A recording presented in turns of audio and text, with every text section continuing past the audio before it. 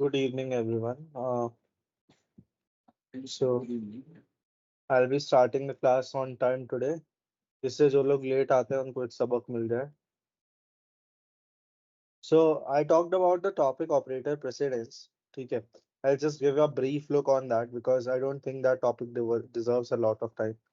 ठीक है. So एक ही article है. Please go through this, right?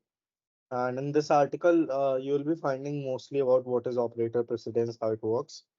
Okay, and I think that should be enough for now to understand. So I'm not going into much depths of this topic because again, easy है and it would take some time for me to explain, पर उससे कम time लगेगा आपको समझने में. So hence I want you to do this topic on your own. So let's get started with the new topic today, which is functions in an object, right? Or hello rather sir. object functions. Yes, yes. Sir repeat करेंगे sir या Nah, आप that's the chatting में? point. That was the point today. कि I will start the class on time and we won't repeat anything.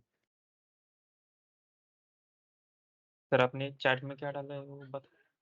मैं कुछ नहीं बता रहा. है ना Faizan, we discuss this at the starting कि आज की क्लास हम स्टार्टिंग से एकदम ऑन टाइम स्टार्ट करेंगे so that people start to get on time. Yes. मतलब how bad does it look कि जो आपको पढ़ाने जा रहा है वो टाइम पे आ जाता है until there is some problem on my side and बाकी के लोग आराम से आते हैं. So let's change this behavior. Right. So yeah, let's start with object methods. Right. So let me quickly share my screen.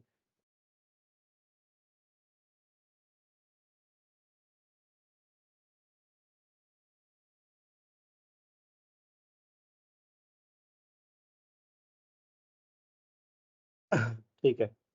So अभी तक you have seen the methods की how do we iterate over objects, how do we iterate sorry how do we iterate over arrays, how do we iterate over string. But क्या होगा if we want to iterate over objects? So first of all, try to understand objects are not iterables. ठीक है. So if you have a look here,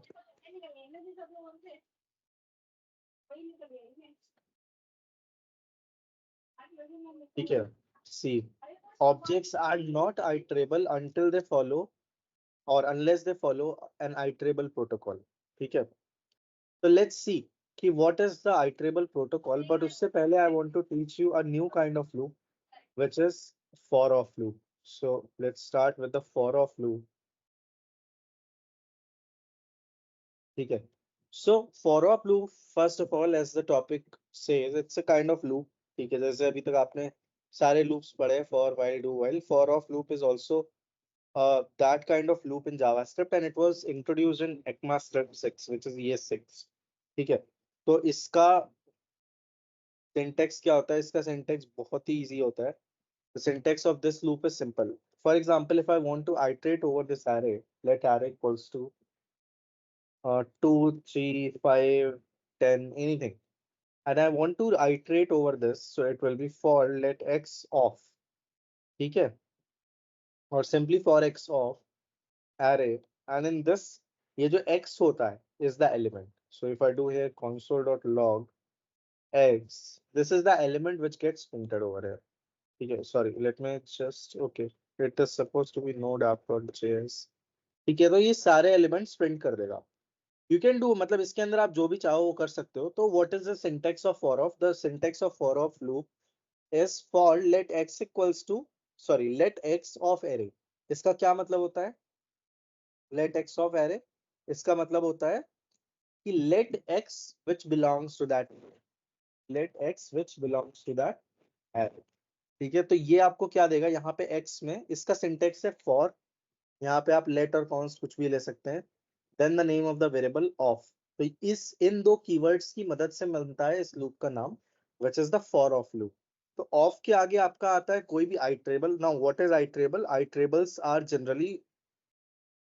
Iterables are generally those data structures. Iterables are generally those data structures on which you can run loops on.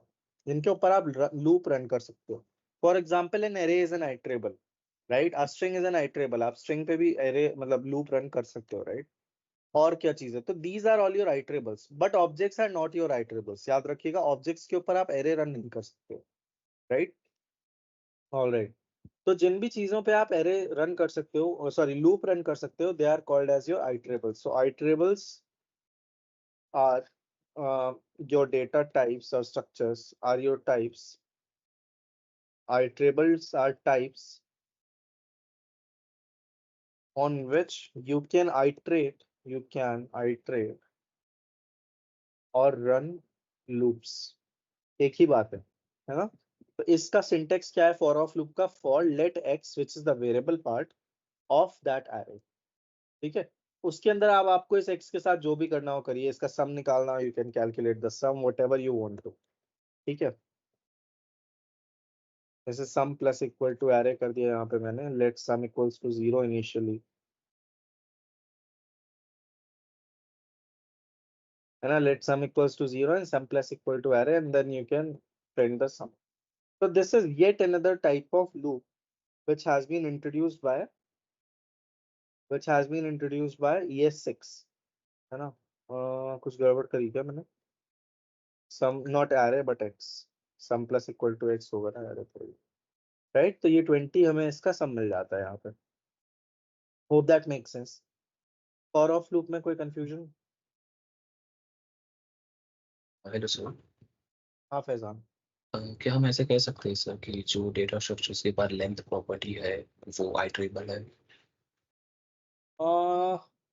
कह सकते हैं, majority of the cases में कह सकते हैं, एक या दो एक्सेप्शंस भी हैं इसके ऑल्दो, बट हाँ मेजॉरिटी ऑफ द केसेस में कह सकते ओके सर। Hello sir. हैं। हाँ जी। Sir sir good evening.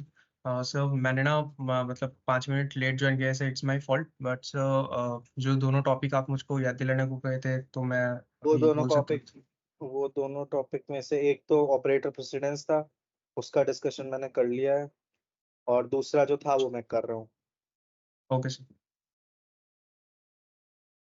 ठीक है। Fine, cool. तो अब लेट्स डिस्कस ऑब्जेक्ट मेथड्स। तो मैंने जैसा बताया आपको कि ऑब्जेक्ट्स खुद तो आइटरेबल नहीं होते हैं, right. So if I take an object,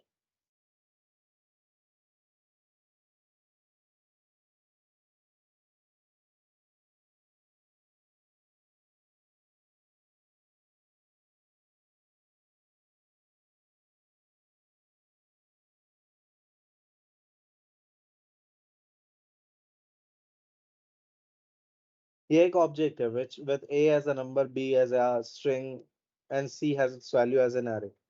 अगर मुझे इसके ऊपर आइटरेट करना है तो as I told you, object is not iterable. आप ऑब्जेक्ट के ऊपर आइटरेट नहीं कर सकते हो, राइट। ठीक है, क्वेश्चन पूछता हूँ, जिससे पूछूंगा वही रिप्लाई करेगा।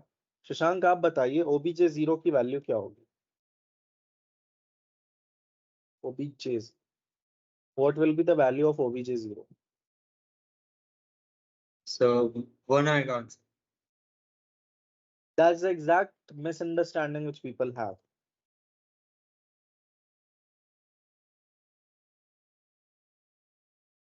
अनडिफाइंड, जीरो नाम की कोई की एग्जिस्ट ही नहीं करती है, तो आपको मिलेगा कहाँ से?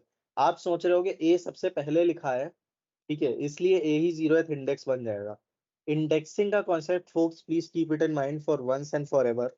इंडेक्सिंग का कॉन्सेप्ट सिर्फ और सिर्फ एरेज में और स्ट्रिंग्स में एक्सिस्ट करता है। There is no concept of indexing in objects, which also means कि जो ऑर्डर आप यहाँ देख रहे हैं चीजों का, जरूरी नहीं है आपकी मेमोरी में यही ऑर्डर स्टोर्ड हो सकता है। देयर इज अ पॉसिबिलिटी कि मेमोरी में ये इसी ऑर्डर में स्टोर्ड हो, कि ए सबसे पहले हो, बी बाद में और सी बाद में हो, पर it is not a guarantee. ये गारंटी तो नहीं, right. Because objects are a collection of key value pair, वो की वैल्यू पेयर का कलेक्शन है, और ये एक ऑर्डर्ड कलेक्शन हो ऐसा कोई जरूरी नहीं, right. So always make this clear, कि always keep this in your mind, कि objects can not be indexed upon. Objects में इंडेक्सेस नहीं होती हैं, objects do not have indexes, right. तो अगर ऑब्जेक्ट्स में इंडेक्स नहीं होती, इंडेक्सेस नहीं होती, तो क्या इन पे आइटरेट करने का कोई तरीका नहीं है? The answer to that is your object methods. So for let key equals to या key of, यहाँ पे I'm going to use a function, pay attention, object dot keys, and then इसके अंदर आप पास कर सकते हैं जिस भी ऑब्जेक्ट के ऊपर आपको की कीज चाहिए. Now let's see what's the return type of object dot keys.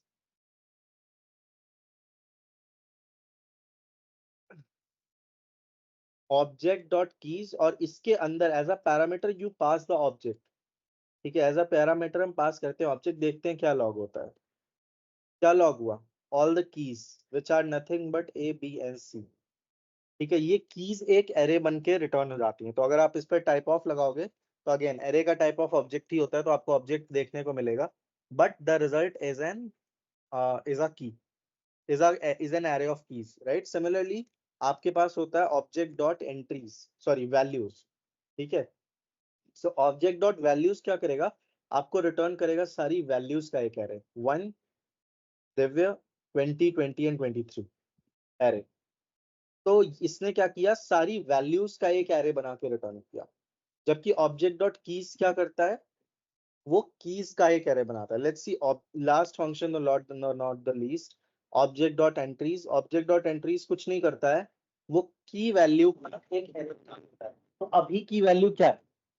अभी व्हाट इज अ की वैल्यू? वो एक कोलन के थ्रू अटैच्ड है. आप देख सकते हो की वैल्यू पेयर्स हम बोलते हैं ना, this is what, this is a की वैल्यू पेयर. जबकि जब आप एंट्रीज करते हो तो same thing actually becomes an array. जैसे आप यहाँ पे देख सकते हो, ए के अगेंस्ट 1, बी के अगेंस्ट मेरा नाम which is the value, and then C के अगेंस्ट दिस एरे, राइट. तो this is the whole purpose of object dot keys values and entries. Entries पे मैं बाद में आऊंगा. अगर आपको अब लेट्स से एक ऑब्जेक्ट की सारी वैल्यूज प्रिंट करानी है तो आपको पता है उसका क्या तरीका है, राइट. अगर आपको हर ऑब्जेक्ट की के करस्पॉन्डिंग वैल्यू प्रिंट करानी है, कैसे करा सकते हैं? फॉर कॉन्स्ट की of OBJ, right, and console dot log. Let's say मुझे की वैल्यू प्रिंट कराना है, राइट. कैसे कराऊंगा मैं? की देन कॉमा, उसकी वैल्यू कैसे आएगी? इससे आ जाएगी ना, ओबीजे की से आ जाएगी या नहीं आएगी?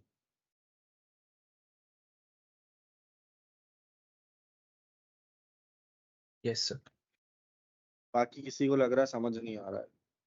Okay, just give me a second. अच्छा, it is suppose to be object dot keys, not object, my bad. देखिए वही सेम प्रॉब्लम आई ना, object is not iterable. A के अगेंस्ट 1, बी के अगेंस्ट दिव्य एंड सी के against the array, right. It's as simple as that. तो अगर आपको कभी भी किसी ऑब्जेक्ट पे आइटरेट करना हो तो डायरेक्टली, तो जैसा ये एरर भी कह रही है, object is not iterable. Object iterable होता ही नहीं है, उस पर आप आइटरेट नहीं कर सकते हो. But you can utilize these function methods such as object.keys and object.values to print all the key values. इसमें किसी को डाउट?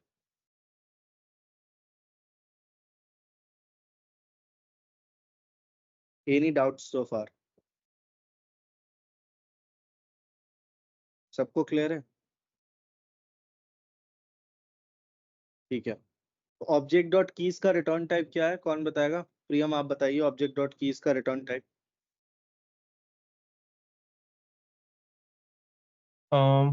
सर एरे हो जाएगा, मतलब A1 हाँ. B कॉमा D क्या? भी. Object dot keys is an array, right. और क्या रिटर्न मिलेगा हमें? क्या सर आएगा इसका? A comma 1 B A comma. Comma 1 वो तो एंट्रीज था. It is not entries, it is keys. इसका रिजल्ट है ए बी सी. ओ अच्छा अच्छा, सॉरी सर. ठीक है. अच्छा, जी सर. सबको ये वाला नोटेशन, हाँ, सबको ये वाला नोटेशन समझ में आया? ओबीजे की वाला ये कैसे किया है मैंने? किसी को इसमें डाउट? मुझे नहीं है ऐसे. तो देखिए, क्या ये वाला नोटेशन समझ में नहीं आया या कुछ भी समझ में नहीं आया? लास्ट का नोटेशन समझ में नहीं आया. ठीक है. देखिए अभी तक मैंने आपको दो नोटेशंस पढ़ाए हैं कि अगर आपको लेट्स से ओबीजे का कुछ एक्सेस करना है तो आप ऐसे कर सकते हो, obj dot A, obj dot B, ये तो पता ही है. या फिर इसको ऐसे भी कर सकते थे, ये भी नोटेशन मैंने पढ़ाया ही था आपको. राइट। Yes sir. पर क्या होगा कि अगर जो आप यहाँ एंटर कर रहे हो वो आपको पता ही ना हो कि क्या है, मतलब लेट्स से आपको की का नाम नहीं पता है, जैसे यहाँ तो दिख रहा है आंखों से कि it is A B and C. कई बार ऐसा होगा कि आपको पता ही नहीं होगा कि एक ऑब्जेक्ट में क्या स्टोर्ड है, राइट। इन दैट केस जो की है वो क्या हो जाएगी, वो आपकी मतलब वेरिएबल हो जाएगी, राइट, लाइक दिस। ये एक वेरिएबल है, इस की में पहली वैल्यू ए आएगी, फिर बी आएगी, फिर सी आएगी, जैसे जैसे लूप चलेगा। बट आपको स्टार्टिंग से नहीं पता, you don't know from the starting कि इसमें क्या आने वाला है। तो जब आपको वेरिएबल्स को एक्सेस करना हो इनसाइड एन ऑब्जेक्ट, यानी वेरिएबल कीज को एक्सेस करना हो, जैसे यहाँ पे की तो नहीं लिख सकते ना, you can not right this, ऐसा नहीं लिखा जा सकता, बिकॉज की नाम की कोई भी प्रॉपर्टी है ही नहीं इसमें। प्रॉपर्टीज का नाम क्या है, एबीसी। तो in order to resolve that issue, हम क्या करते हैं, अपने स्क्वायर ब्रैकेट नोटेशन का यूज करते हैं, और instead of writing it like this, because ये is similar to this is actually similar to this, ये दोनों बातें सेम हो गई।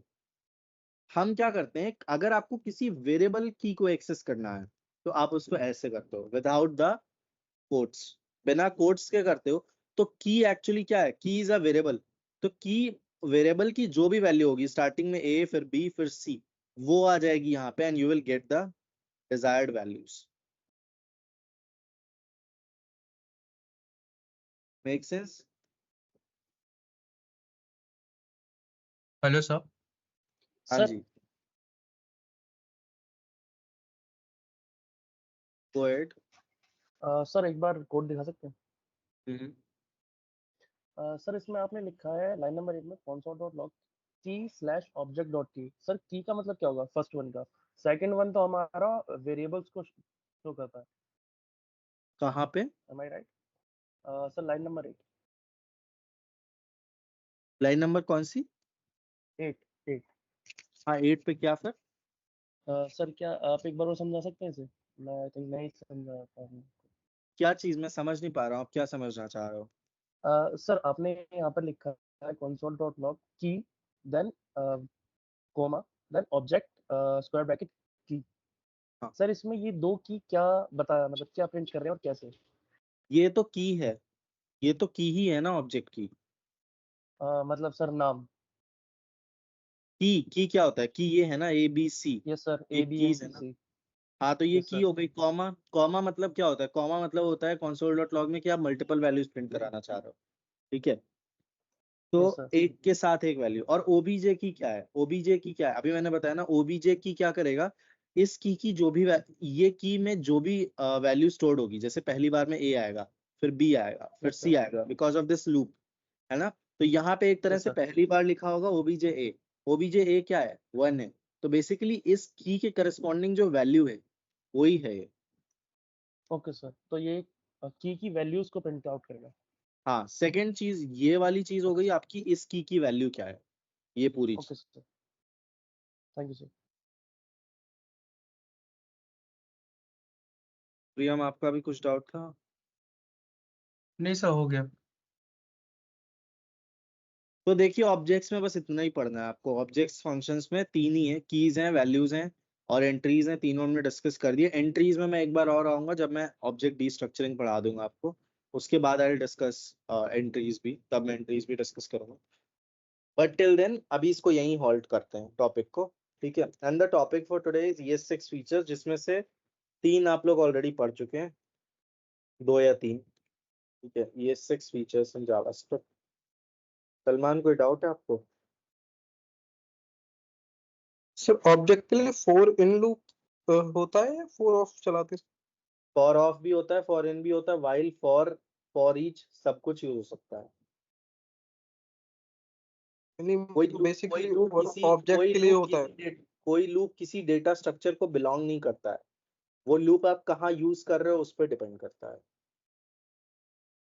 ऐसा नहीं है कि एरेस के लिए फॉर लूप है, ऑब्जेक्ट्स के लिए फॉर इन या फॉर एरएस के ऑफ लिए है। कहते हैं फॉर फॉर ईच होता है और नहीं, ऑब्जेक्ट के लिए तो for in. That's a wrong notion. कोई लूप किसी डेटा स्ट्रक्चर से बना नहीं है। लूप का तो सिंपल काम है लूप करना, यानी चीजों के ऊपर आइटरेट करना। आइट्रेशन। यस किसी सर, भी यस। आइटरेबल पे आप यूज कर सकते हो, किसी भी लूप को। उसका कोई डायरेक्ट एसोसिएशन नहीं होता कि इस टाइप पे आपको यही यूज, ऐसा कुछ भी नहीं है। वो एक फॉल्स नोशन है। तो सर हम ऑब्जेक्ट पे फॉर ईच यूज कर सकते हैं? ऑब्जेक्ट पे फॉर ईच नहीं होगा, क्योंकि आप क्लास में लेट आए हो मुझे लगता है मोस्टली। तो मैंने बताया था कि आइट्रेबल जब तक कोई चीज नहीं होगी, ऑब्जेक्ट पे तो आप कोई भी लूप यूज नहीं कर सकते हो। अभी भी जो लूप मैंने लिखा था वो मैंने ऑब्जेक्ट पे यूज नहीं किया था। Yes sir. Objects are non iterable, objects के ऊपर आप लूप यूज कर ही नहीं सकते हो। Yes sir, yes sir. ठीक है सर, थैंक यू। इंडेक्सिंग नहीं होती शायद इस केस। वो आप देखना रिकॉर्डिंग। आज मैंने क्लास इसीलिए बहुत स्टार्टिंग से स्टार्ट करी थी ताकि आप लोग टाइम पे आना शुरू करो। ओम आप बताइए। सर सॉरी सर, लेकिन मुझे थोड़ी इमरजेंसी आ गई, इसलिए क्या मैं ओम क्लास आपकी स्किप कर वॉइस सकता हूँ? बिल्कुल क्लियर नहीं है, आप अपनी थोड़ा वॉइस क्लियर करके बोलो।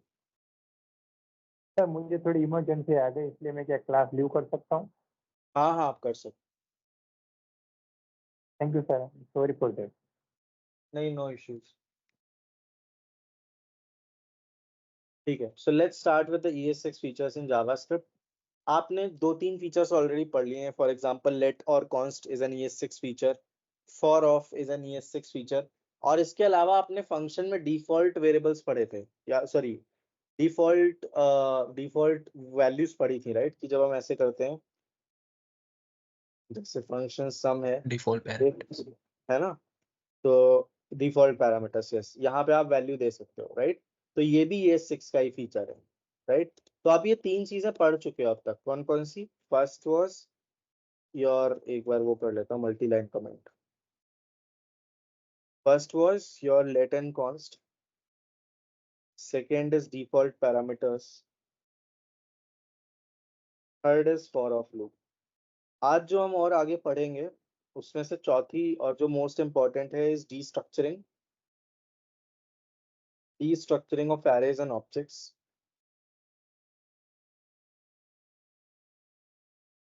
और इससे पहले हम पढ़ेंगे रेस्ट एंड स्प्रेड ऑपरेटर।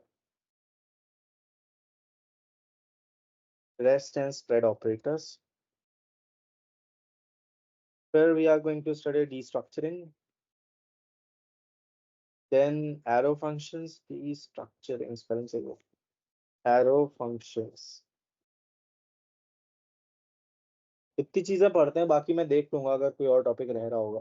तो मेनली ये तीन टॉपिक्स हैं, और मैं देख लूंगा अगर कुछ छूट रहा होगा तो आई विल कवर दैट। तो स्टार्ट करते हैं रेस्ट एंड स्प्रेड ऑपरेटर्स से। ठीक है, तो ये एक अलग टाइप का ऑपरेटर है which was introduced in ES6। It is denoted by triple dot. ये ट्रिपल डॉट रिप्रेजेंट करते हैं स्प्रेड और रेस्ट ऑपरेटर को। दोनों का सिंबल सेम है, रेस्ट और स्प्रेड दोनों को ही ट्रिपल डॉट से ही डिनोट किया जाता है। ठीक है, तो इसमें बहुत कंफ्यूजन होता है लोगों को, तो I will make you practice that कि कब वो रेस्ट ऑपरेटर की तरह बिहेव कर रहा है एंड कब वो स्प्रेड ऑपरेटर की तरह बिहेव कर रहा है, राइट? ठीक है, cool. For example let array equals to 1 2 3।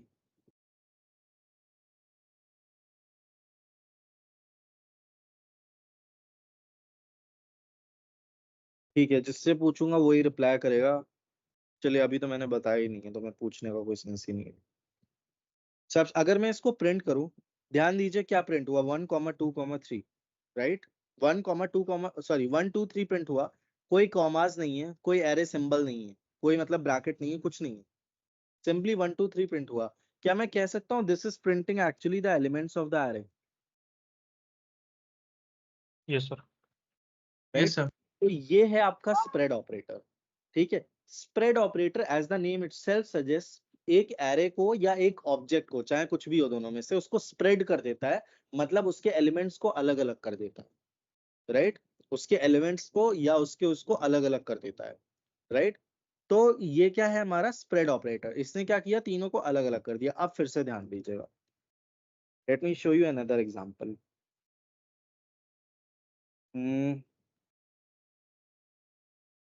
Rest का एक एग्जांपल देता हूँ मैं आपको।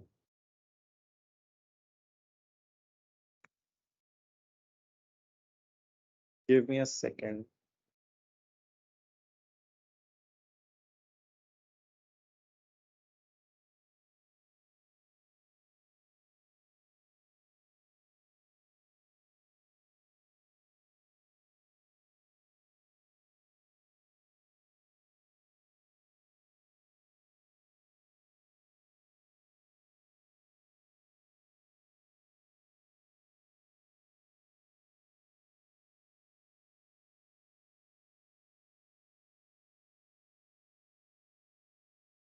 ध्यान दिया आपने, यहाँ पे मैंने 3 अलग अलग पैरामीटर्स पास किए, 1 2 and 4, 3 नंबर्स पास किए, पर यहाँ मैंने क्या किया हुआ है, डॉट डॉट डॉट एरे। और जब मैं एरे को लॉग कर रहा हूं तो आप देख रहे हैं ये तीनों एक एरे बन गए। Can you see that? तो ये केस है आपका typical rest operator. This works exactly the opposite of spread operator. Spread क्या करता है, स्प्रेड स्प्रेड कर देता है, या आप कह सकते हो डिस्ट्रीब्यूट कर देता है चीजों को, जबकि रेस्ट क्या करता है, रेस्ट कलेक्ट कर लेता है, राइट? रेस्ट क्या करता है, रेस्ट कलेक्ट कर लेता है, ठीक है? तो आपने 1 2 and 4 भले ही 3 अलग पैरामीटर्स बना के भेजे, पर सिंस आपने लिखा यहाँ पे डॉट डॉट डॉट एरे, तो वो पता है क्या हुआ, इन तीनों का उसने एक कलेक्टिव एरे बना दिया यहाँ पे, राइट? तो इसलिए यहाँ पे आपको ये एक एरे बन के नजर आ रहा है। ये बात समझ में आई सबको? हाँ sir. Yes any sir. Doubt, any doubt so far? Yes sir. बहुत ही छोटा सा है चीज, पर मतलब इट इज एक्सट्रीमली यूजफुल। अभी आप रिएक्ट में देखोगे शायद ही कोई जगह हो जहां पे मैं स्प्रेड और रेस्ट ना यूज करूं, मतलब मैं तो बहुत ही ज्यादा एंडलेसली यूज करता हूँ स्प्रेड एंड रेस्ट ऑपरेटर्स को। तो देखिए इसमें सबसे ज्यादा जो कंफ्यूजन होता है ना एट द स्टार्टिंग, वो इसी चीज में होता है कि वो स्प्रेड कब है और रेस्ट कब है। तो आप अपने दिमाग से पूछिए, मतलब ask your mind, always ask your mind the question, क्या ये स्प्रेड कर रहा है, यानी क्या ये डिस्ट्रीब्यूट कर रहा है, या ये कलेक्ट कर रहा है, राइट? आपको ये क्वेश्चन सिर्फ खुद से पूछना है। अगर वो डिस्ट्रीब्यूट कर रहा है it is the spread operator, अगर वो कलेक्ट कर रहा है इन दिस केस जैसे वो कलेक्ट कर रहा है, आपने 3 अलग वैल्यूज भेजी और उसने कलेक्ट करके उसको एक एरे में, एक एरे बना दिया उसका, राइट?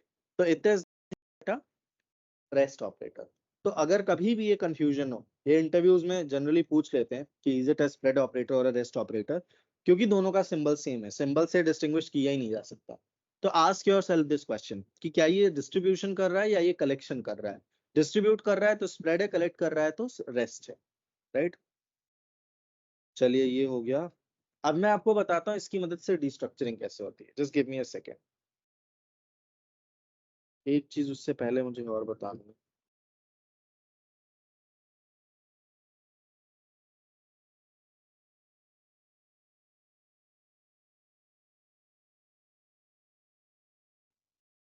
सर कलेक्ट कर रहा है तो रेस्ट है ना? हाँ, कलेक्ट कर रहा है तो रेस्ट है, और सेपरेट कर रहा है या डिस्ट्रीब्यूट कर रहा है तो स्प्रेड है।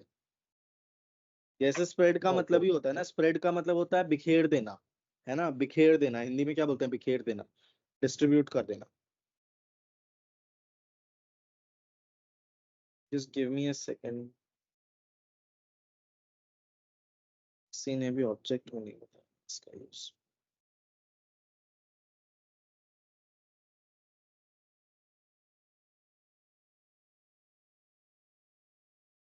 चलिए कोई नहीं, ठीक है। So let me show you a very important application of these operators while we are discussing the destructuring. तो मान लीजिए एक एरे है आपके पास जिसमें लेट्स से 3 वैल्यूज हैं, 1 2 and 3। आप क्या चाहते हैं कि इसकी फर्स्ट वैल्यू एक वेरिएबल ए में स्टोर हो जाए, ठीक है? तो कैसे कर सकते हैं, एरे 0 और सेकेंड वैल्यू बी में स्टोर हो जाए, तो कैसे कर सकते हैं, एरे 1। सिंपल, इतना ही है, हो गई, मतलब 1 ए में चला जाएगा और 2 बी में चला जाएगा। Instead of doing this, you can use a shorthand expression which is called as destructuring. तो आप क्या कर सकते हो, instead of doing this, you can write it like this. Let a comma b is equals to array. इससे पता है क्या होगा, इससे होगा ये कि ये जो आपका एरे है ना, इसका फर्स्ट एलिमेंट और सेकंड एलिमेंट ऑटोमेटिकली उठ के ए और बी में चला जाएगा, right? So if I print now a and b, let's see what gets printed, अगर मैंने कोई सिंटैक्टिकल एरर नहीं की है, ठीक है? देखिए a में क्या प्रिंट हुआ 1 एंड b में क्या प्रिंट हो गया 2, राइट? इसको मैं आपको दिखा भी सकता हूँ ताकि बेटर समझ में आ जाए, ये ना लगे कि there is some gimmick going on.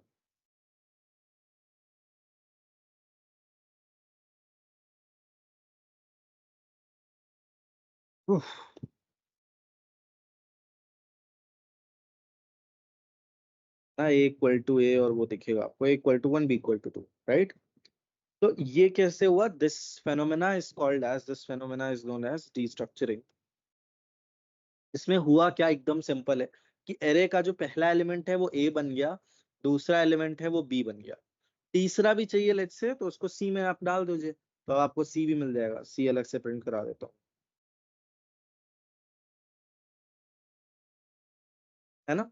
इस तरह से आपको मिल सकता है। इनमें वैल्यूज कुछ भी हो उससे फर्क नहीं पड़ता, I mean doesn't matter, string true false कुछ भी हो उससे कोई फर्क नहीं पड़ता कि व्हाट वैल्यू इज स्टोर्ड, ठीक है, उससे कोई भी फर्क नहीं पड़ता।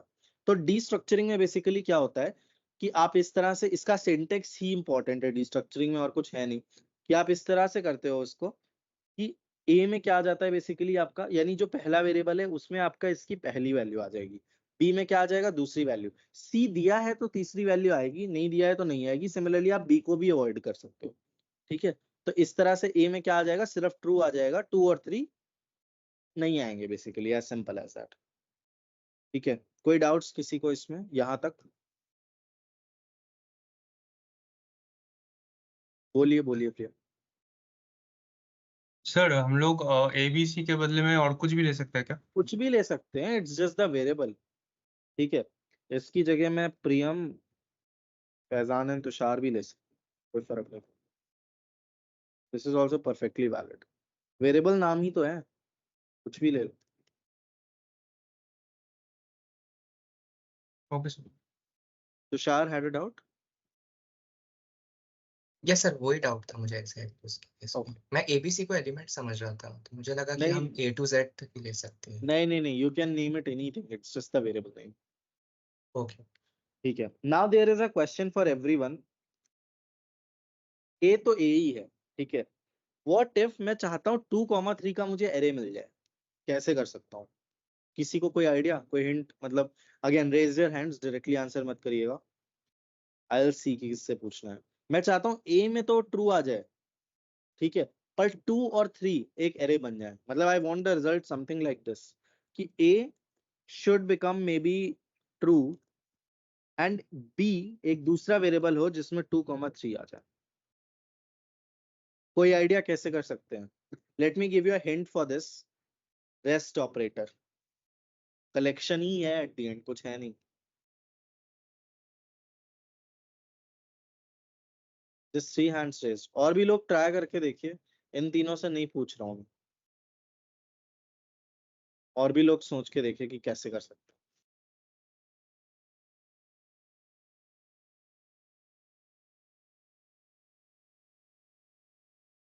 प्रियम बताइए।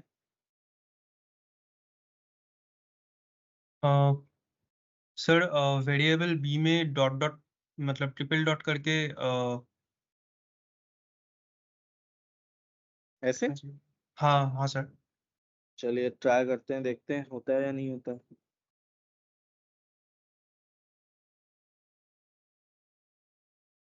एरर दे रहा है। Okay sir. आपकी कोशिश सही थी, बट इसमें स्लाइटली कुछ चेंज और रिक्वायर्ड है। एक सेकेंड, एरर तो दे देगा, it was not commented out, it will work. मुझे, मैं पता है, मैं एक बार को चक्कर खा गया कि ये काम कर जाना चाहिए था, ये काम किया क्यों नहीं, because your answer was correct. वही मैं सोच रहा था सर, ऐसा कैसे? मैं भी चक्कर खा गया कि ऐसा काम कर जाना चाहिए था ये। सो ये अब यहाँ पे कौन मुझे बताएगा कि ये स्प्रेड ऑपरेटर है या रेस्ट ऑपरेटर है? Raise hands folks, those who have the answer कि ये स्प्रेड है या रेस्ट है, रेज हैंड्स।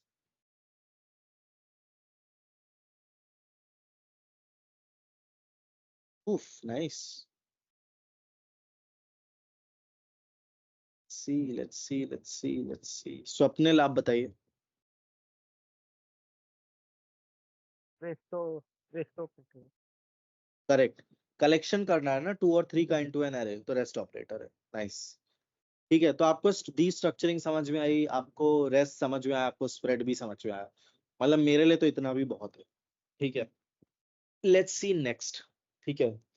आगे बात करते हैं हम अपनी ऑब्जेक्ट्स की। मान लीजिए यही काम डी स्ट्रक्चरिंग का आपको एक ऑब्जेक्ट पे करना होता है, तो बाय द वे ऑब्जेक्ट्स पे भी डी स्ट्रक्चरिंग होती है। फॉर एग्जांपल A1 है, B एप्पल है, C लेट्स से एक फंक्शन है।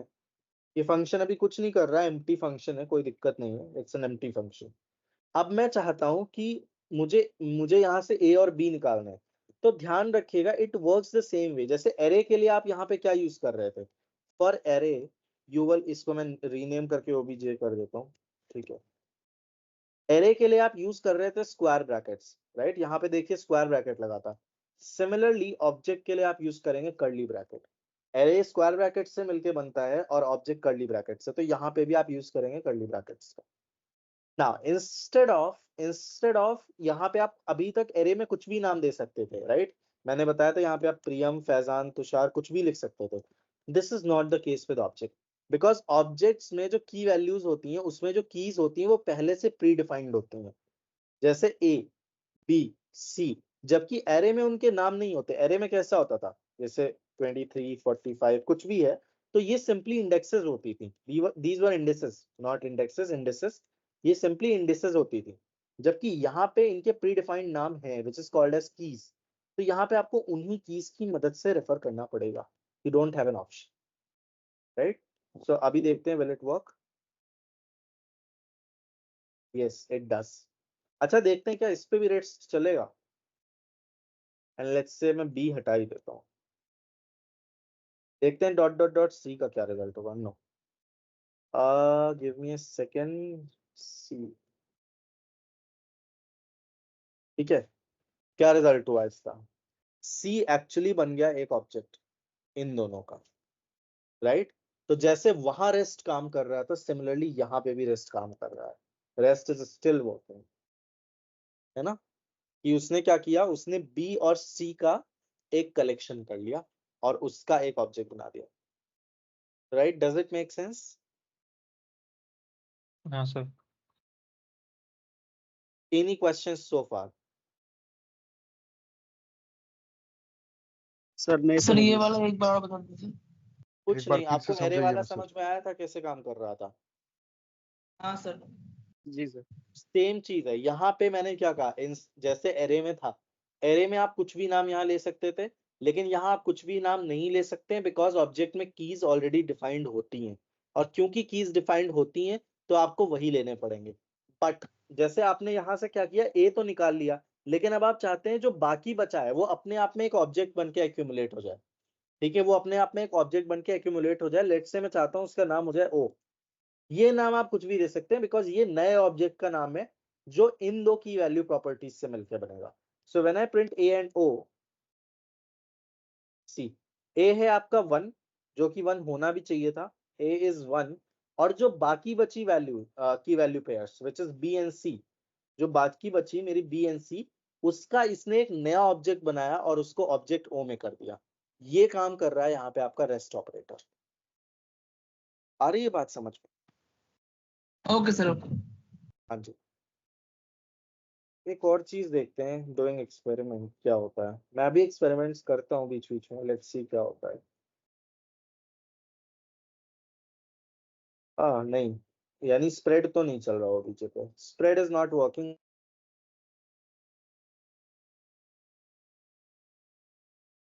सर हम ऐसे स्प्रेड को ऐसे एरे के एलिमेंट कंबाइन करने के लिए यूज कर सकते हैं।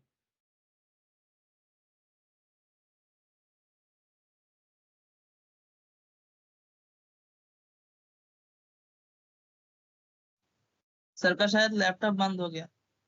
हाँ सर, है ही नहीं क्लास पे। हेलो। चार्जिंग खत्म हो गई उनकी शायद।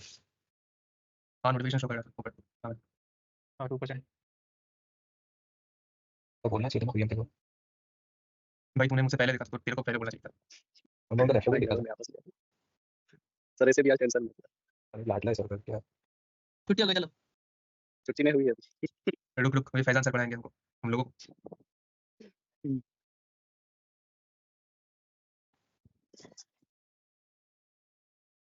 Sorry everyone, my laptop got discharged. So yeah, getting back, so I was telling you spread is not working though rest is working. Okay, anyways, ठीक है, तो this was the topic of spread and rest। और ये, और इसका एक use case बताता हूँ।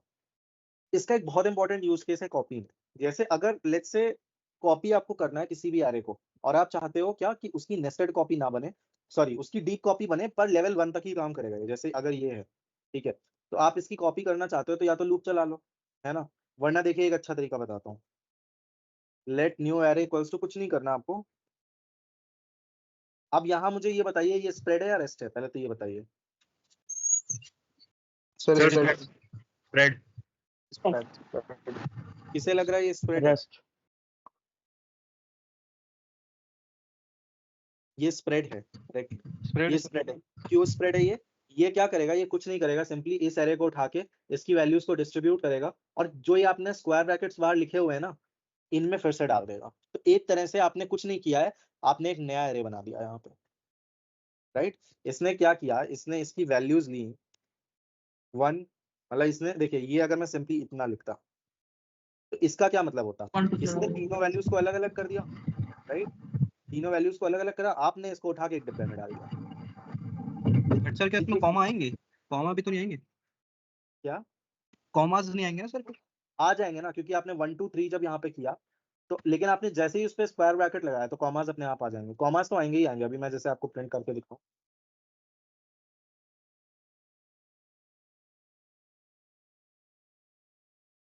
है ना। एंड ये दोनों एरेज सेम नहीं है, तो आपको अगर ऐसे एरेज की कॉपी करनी है जिनके अंदर इंटर्न फिर से एरे, या फिर कह सकते हो आप रेफरेंस टाइप स्ट्रक्चर्स नहीं है, जैसे अगर इसके अंदर फिर से एक एरे होता तो ये डीप कॉपी नहीं होती। डीप कॉपी क्यों नहीं होती? डीप कॉपी इसलिए नहीं होती क्योंकि यहाँ पे ये क्या है, ये एक मेमोरी लोकेशन है, इसको don't see it as an array, ये एक एरे नहीं है, ये एक मेमोरी लोकेशन है। और ये तो एज इट इज ही यहाँ पे आ जाती, क्योंकि इसका काम है सिर्फ स्प्रेड करना, राइट। इसके लिए ये ऐसा है 1 और यहाँ पे वो मेमोरी लोकेशन, और इसको आपने उठा के एक बॉक्स में डाल दिया, राइट। तो ये 4 और ये 4 स्टिल सेम ही है, मतलब ये मेमोरी और ये मेमोरी स्टिल सेम ही है, तो वो फर्क नहीं पड़ेगा। यानी कि आप डीप कॉपी नहीं कर पाओगे इसकी मदद से, बट आप शैलो कॉपी कर सकते हो, राइट। सर जैसे आई এইটা वाला বলেছিলাম এই জামাটা हेलो एक एक উপরটা करके पूछिए। हाँ हेलो हाँ जी, हाँ जी, पूछिए। सर डिफरेंस क्या होता है deep copy and shallow copy में? कल की क्लास में थे आप? सर कल मैं जल्दी चला गया सैटरडे 30 रेडी था 30 मिनट्स पहले मैंने रिलीज कर दिया था। सैटरडे को ही तो मैंने पढ़ाया है ये। चलिए लेट्स सी कौन एक्सप्लेन करेगा। प्रियम एक्सप्लेन करिए difference between deep copy and shallow copy. Sir मुझे भी याद नहीं। बहुत बढ़िया। किसी और को याद है deep copy and shallow copy में डिफरेंस, ये सब भूले बैठे हैं? सर मैं ट्राई करूँ? हाँ please go ahead. Sir shallow copy वो होता है जो हमें नए एरे के अंदर मेमोरी लोकेशन वही एक पुराने एरे की नई मेमोरी लोकेशन दे देता है। अगर हम नए एरे के अंदर कोई भी चीज़ चेंज करते हैं तो वो ओरिजिनल एरे भी चेंज हो जाता है, वो हमारा शैलो कॉपी होता है। बट डीप कॉपी ऐसा होता है, अगर हम नए एरे के अंदर कुछ भी चेंज करते हैं तो हमारी ओल्ड मेमोरी पर इफेक्ट नहीं करता। करेक्ट। तो मैं एक्सपैंड करता हूँ वॉटसन इरफान, ठीक है। तो जो उन्होंने बोला उसको मैं एक्सप्लेन करता हूँ। It is 100% correct. तो देखिए क्या होता है, कुछ नहीं होता है, ये है सिंपल। अभी मैंने इसको ऐसे कॉपी किया, अब आपको एक चीज दिखाता हूँ। न्यू एरे, इस एरे की क्या इंडेक्सिंग है? 0 1 2 3, ठीक है। न्यू एरे 3 डॉट पुश अगर मैं करता हूँ 5, तो क्या होगा, इस 4 के साथ में इस एरे के अंदर 5 भी आ जाएगा। देखिए लॉक करता हूँ,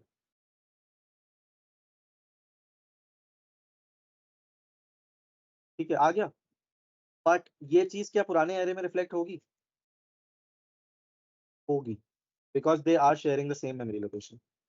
क्योंकि जब आपने ये किया तो आपने पता है क्या किया, यही सेम 4 यहाँ पे लिख दिया, और ये कुछ नहीं है, ये एरे के लिए तो एक मेमोरी लोकेशन ही तो है, ये सिंपल। और यही मेमोरी आपने उठा के यहाँ पे लिख दिया, राइट। तो इस वजह से अब ये कॉपी हो गया। बट अगर मैं इसको दूसरी तरीके से करता, कैसे करता, कि लेट्स से मैं इस 4 को ना लिख के यहाँ पे, मतलब इस तरह से इसको ना लिख के, ठीक है, अगर मैं इसको फिर से लिखूंगा लाइक दिस,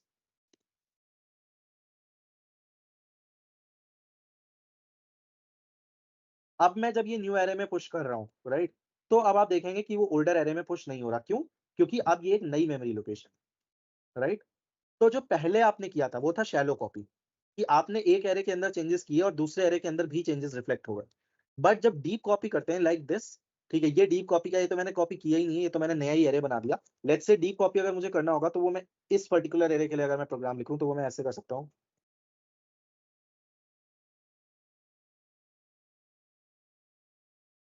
अरे यार अभी एरो फंक्शन नहीं पढ़ाया ना, मेरे एरो फंक्शंस लिखने की ज्यादा आदत है।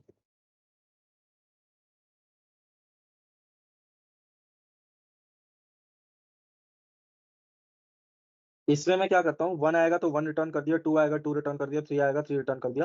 पर अगर एरे आया, तो एरे को मैं फिर ओपन करके रिटर्न करूंगा। तो इसको अगर मैं ऐसे करूं कि इफ टाइप ऑफ एलिमेंट, ठीक है, अगर टाइप ऑफ एलिमेंट, या फिर सिंपली ऐसे कर लेते हैं, if element dot length is greater than 0, ठीक है, यानी कि वो एक एरे है, 1 2 3 तो एरे नहीं है, तो उनके लिए तो हमें ये नहीं करना है।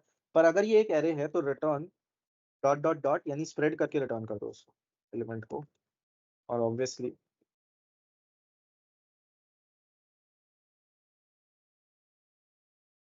Else return. ठीक है, अभी चेक करते हैं कि क्या बनेगी मेरी deep copy. New array is not defined, new, और ये इसका रिजल्ट लेट से स्टोर करा देते हैं न्यू एरे में। ठीक है, तो आपका न्यू एरे अगर मैं प्रिंट कराऊं सबसे पहले, तो देखते हैं क्या आता है। न्यू एरे में तो 5 पुश हुआ यहाँ पे, है ना। पर अगर अब आप ओल्ड एरे देखेंगे, ठीक है, तो आप देखिए ओल्ड एरे में 5 नहीं आ रहा है। तो ये जो तरीका है, this is a deep copy, but ये सिर्फ लेवल 1 तक की ही काम करेगा। यानी कि अगर इसके अंदर फर्दर एक और वो होता है एरे, तो उस पर ये काम नहीं करता। ठीक है, तो ये लेवल 1 तक की प्रॉब्लम सॉल्व कर रहा है। तो शैलो कॉपी और डीप कॉपी का अंतर सिर्फ इतना है कि जो शैलो कॉपी आपकी होती है, उसमें अगर आप, जो मैंने अभी इससे पहले की थी, विच वॉज दिस, ठीक है, कि इसमें अगर आप इस वाले एरे में कोई भी चेंज करेंगे, इस वाले एरे में जो अंदर मैंने एरे डिफाइन किया है, 4 वाला जो एरे है, इसमें कोई भी चेंजेस करेंगे तो वो पुराने एरे में भी रिफ्लेक्ट होगा। ठीक है, पर जो अभी मैंने अभी जो मैंने मैप फंक्शन का यूज करके कॉपी की, उसमें आपने क्या देखा कि पुराना एरे अनटच्ड रह जाता है, right. So that is a deep copy. Although वो डीप कॉपी सिर्फ लेवल 1 तक की थी, वो पूरी डीप कॉपी नहीं थी, है ना। So that's the difference between deep and the shallow copy. कोई और डाउट किसी का तो हैंड रेज है। तुषार, क्या हो गया? सर मेरे को रेस्ट और स्प्रेड ऑपरेटर से रिलेटेड एक डाउट था। एक आपने सर क्वेश्चन कराया था कि strings check whether the strings are anagrams और नॉट। तो सर उसमें जब हमने सबकी फ्रीक्वेंसी चेक करने के लिए सारे आस्काई वैल्यूज को प्रिंट किया था, तो सर वो टर्मिनेट में वैल्यू क्लिप्ड हो गई थी। वो क्लिप्ड को हटाने के लिए सर हमने कौन सा ऑपरेटर यूज किया था? उधर हमने डॉट डॉट करके ही लिखा था। कहाँ पे मुझे याद नहीं आया, एक बार फिर से बताना। सर वो एक वो प्रॉब्लम कराया प्रोग्राम था मुझे आपने। याद है, एनाग्राम वाला प्रोग्राम याद है, उसमें फिर कहाँ पे क्या किया था, प्रोग्राम है आपके पास अभी? सर होगा मेरे पास। आप मुझे भेजो चैट में, मैं चेक कर लेता हूँ। 1 मिनट।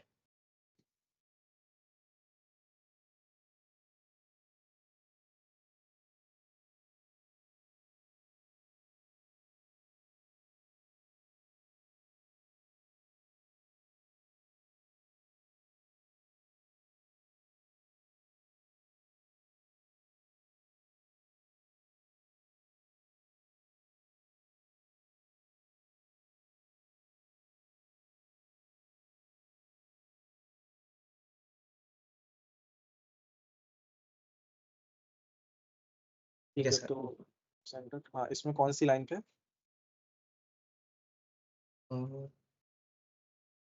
सर लाइन 23, मतलब यहाँ पे तो मतलब सर हमने जब अलग से कंसोल डॉट काउंट के प्रिंट किया था, तब सर वो सबकी फ्रीक्वेंसीज प्रिंट हो अच्छा रही थी अच्छा, 0 से हाँ लेके हाँ अबव। हाँ, वो स्प्रेड ऑपरेटर ही था, याद आ गया मुझे। या वो स्प्रेड ऑपरेटर ही था एक्चुअली। सर कैसे, मतलब वैल्यू क्लिप्ड हो गई थी ना उसमें, तो उसको क्लिप्ड हटाने के लिए मुझे वो थोड़ा समझाएं। ये कोई थी, मैं चेक कर लेता हूँ। इसमें कहाँ पे प्रिंट किया होगा मैंने, यहाँ कहीं प्रिंट किया होगा ना।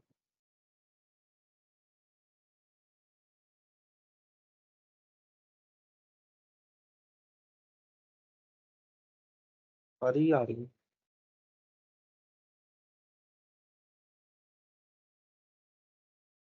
और तो भी सारा ही आएगा फिर तो। कहाँ पे क्लिक की थी, कुछ याद है आपको?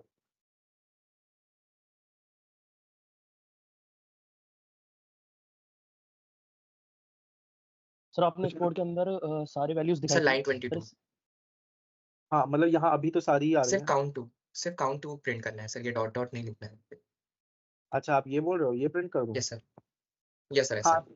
तो ये दो चीजें होती हैं, एक तो आप डॉट डॉट करके कर लो, मतलब ये पता है, ये टर्मिनल इशू है, ये जावास्क्रिप्ट की प्रॉब्लम नहीं है। ये टर्मिनल ही इतनी वैल्यूज दिखा रहा है, ये टर्मिनल की प्रॉब्लम है।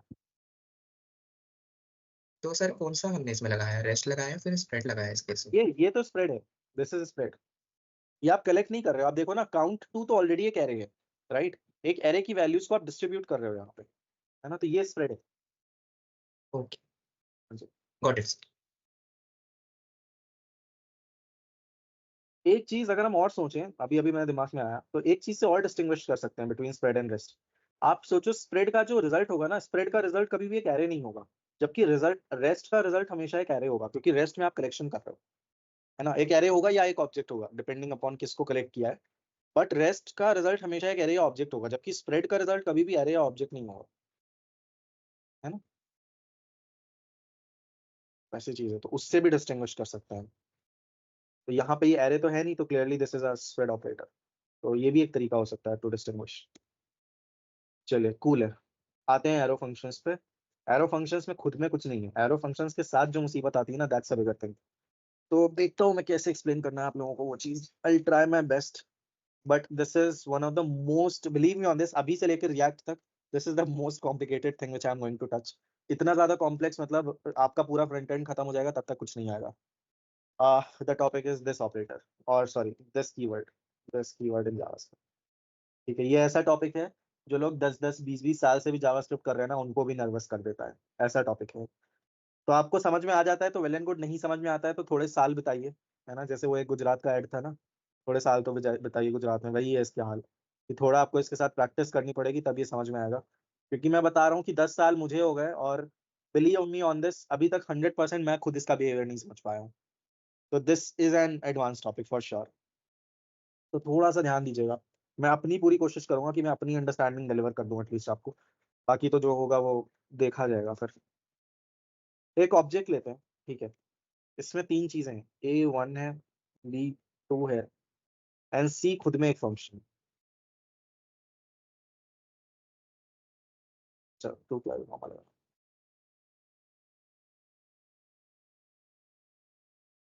C को कैसे कॉल कर सकते हैं, श्रेयस आप बताएंगे। इसमें मैं ऑब्जेक्ट C को ओबीजे कैसे डॉट सी। हाँ, पैरेंथेसिस लगानी है कि नहीं लगानी है। सर लगा नहीं। देखते हैं इसका रिजल्ट क्या प्रिंट हुआ। A is 1, B is 2, C is a function, clear है। और क्योंकि आपने फंक्शन को कॉल कर दिया है, ठीक है, just give me a second. PJ dot C, अच्छा यहाँ पे हम प्रिंट क्यों कर रहे हैं, सी कुछ रिटर्न थोड़ी कर रहे हैं। अभी देखते हैं क्या प्रिंट हुई, ये दिस की वैल्यू प्रिंट हुई है। ये क्या प्रिंट हुआ, ये दिस की वैल्यू प्रिंट हुई है, राइट। कहना है इससे कि ये जो दिस की वैल्यू है ये कुछ नहीं है, ऑब्जेक्ट ही है, कह सकता हूं मैं। सर कैसे? भाई ऑब्जेक्ट में क्या है, ए है, बी है, सी एक फंक्शन है, जो प्रिंट हुआ वो भी यही प्रिंट हुआ, है ना, ऐसे। Yes sir. अब एक कंपैरिजन करते हैं।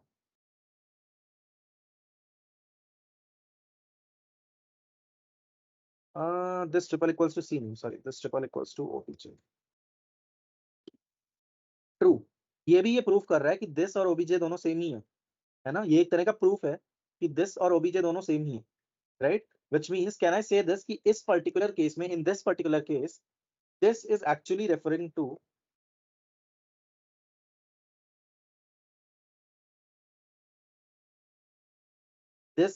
Referring to the OBJ object, कह सकता हूं मैं, ठीक है। अब देखिए आपको पढ़ाता हूं मैं second type of function which is defined in ES6, which is also known as an arrow function. तो ये तो नॉर्मल फंक्शंस होते हैं जो अब तक आप डिफाइन करते आए हैं। नाउ लेट्स सी कि पहले तो मैं सिंटेक्स बता देता हूं आपको कि एरो फंक्शंस का सिंटेक्स क्या होता है। उसके बाद वी विल डिस्कस कि एरो फंक्शंस को बनाया ही क्यों गया, what was the need of arrow functions, and उसके साथ क्या दिक्कतें आती हैं और क्या प्रॉब्लम्स को वो सॉल्व करता है, वो दोनों चीजें वी विल सी। बैटरी कितनी हो गई, 23%, कूल, ठीक है। तो सबसे पहले इसको कमेंट आउट करता हूँ। देखिए किसी भी नॉर्मल फंक्शन को, जैसे ये है, अगर आपको कन्वर्ट करना है टू एन एरो फंक्शन, बहुत ही सिंपल होता है, ठीक है। तो फर्स्ट ऑफ ऑल रिमेंबर कि ये एक फंक्शन है, पर एरो फंक्शंस फंक्शन नहीं होते हैं, वो फंक्शन एक्सप्रेशंस होते हैं। So there is a difference between a function and a function expression. Expression क्या होते हैं, व्हाट आर एक्सप्रेशंस। एक्सप्रेशंस वो चीज होती हैं जिनमें खुद की कुछ वैल्यू तो हो सकती है, पर वो खुद में कोई स्टोरेज गैदर नहीं करते, right. Expressions are those things जिनकी कुछ वैल्यू तो होगी, पर वो खुद में कुछ कोई वैल्यू स्टोर नहीं कराने की पावर रखते हैं, यानी उनमें मेमोरी नहीं होगी। फॉर एग्जाम्पल 2+3 ÷ 4, ये एक एक्सप्रेशन है, पर आप पूछो ये कहाँ स्टोर्ड है, ये कहीं नहीं स्टोर है। इसको स्टोर कराने के लिए आपको इसे एक वेरिएबल में डालना पड़ेगा, ठीक है। तो एक्सप्रेशंस आर सच थिंग्स जिनकी कुछ ना कुछ आप इवेल्युएट करोगे तो आपको वैल्यू मिल जाएगी, पर वो खुद में उससे ज्यादा कोई मीनिंग नहीं कन्वे कर रहा है। जैसे ए है, ए एक मीनिंग कन्वे कर रहा है। क्या क्या मीनिंग कन्वे कर रहा है? ए इज अ वेरिएबल, ठीक है, which has a particular memory location. जबकि 2 + 3 / 4 इसकी वैल्यू तो मिलेगी आपको 2.75, राइट। बट क्या है वो सिंपली एक नंबर है जो मेमोरी में कहीं नहीं स्टोर होगा जब तक आप उसको एक वेरिएबल में स्टोर ना करा दें, ठीक है। सो सिमिलरली सिर्फ 2 + 3/4 ही नहीं, कोई भी expression, for example a is greater than b, 3 is greater than 4, ये सब एक्सप्रेशंस हैं, इनकी कुछ ना कुछ वैल्यू तो होगी। जैसे इस केस में इसकी वैल्यू फॉल्स होगी, राइट, इसकी कुछ ना कुछ वैल्यू तो होगी, बट ये खुद में कहीं स्टोर नहीं होता है मेमोरी में। जबकि अगर आप यहाँ इस फंक्शन को देखें, if you see this function, तो चाहे मैं इसको ऐसे लिखूं और चाहे मैं इसको ऐसे लिखूं, बात एक ही है। तो यहाँ पे हमने एक फंक्शन डिफाइन किया और इस फंक्शन को एक सम नाम के वेरिएबल में स्टोर करा दिया। चाहे आप इसको ऐसे लिखें और चाहे आप इसको ऐसे लिखें, ये दोनों में काम सेम ही हो रहा है ना, दोनों में क्या हो रहा है, काम सेम ही हो रहा है। तो फंक्शंस जो होते हैं वो फंक्शन एक्सप्रेशन ही नहीं, वो अपने आप में फुल फ्लेजेड वेरिएबल्स की तरह एक्ट करते हैं। यानी कि अगर आप यहाँ पे चाहें तो आप यहाँ पे सम को प्रिंट करा सकते हैं। सम को प्रिंट कराएंगे तो फंक्शन डेफिनेशन मिलेगी आपको लाइक दिस, राइट, ये आप करा सकते हो।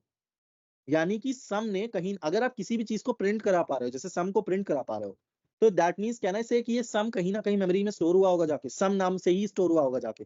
कैन आई से दिस कि ये जो Yes, sir. चीज है, ये Yes, जो sir. फंक्शन है, ये सम नाम की मेमोरी लोकेशन पे स्टोर हुआ होगा जाके, yes. But that is not the case with arrow functions. Arrow functions simply function expressions होते हैं, जस्ट लाइक 2 + 3/4 और 3 इज ग्रेटर देन 4 और एनीथिंग। वो खुद में कहीं स्टोर नहीं होते हैं, उन्हें स्टोर आपको कराना पड़ता है, right. So now let's write it down.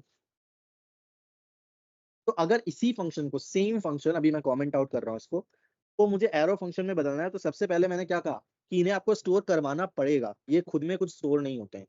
अब इसका एक वो देख लीजिए सिंटेक्स क्या है। सबसे पहले आप ये लगाओगे, ये क्या है, ये सेम ही है, ठीक है, लिस्ट ऑफ पैरामीटर्स, इसके अंदर a, b था, a, b डालेंगे, ठीक है। Now you will use an arrow. Arrow किससे मिलके बना है? Equal to and greater than sign. Equal to और ग्रेटर देन साइन को आप बिना स्पेस के, वैसे स्पेस लगा भी सकते हो, बट बिना स्पेस के यूज करना, वैसे स्पेस नहीं लगा सकते हैं शायद, मुझे लग रहा है, एनीवे स्पेस मत ही यूज करना, ठीक है।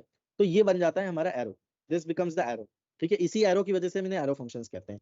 एंड इसके आगे आप लिख सकते हो इसकी बॉडी। तो यहाँ पे क्या लिखा हुआ है? Return a + b, right.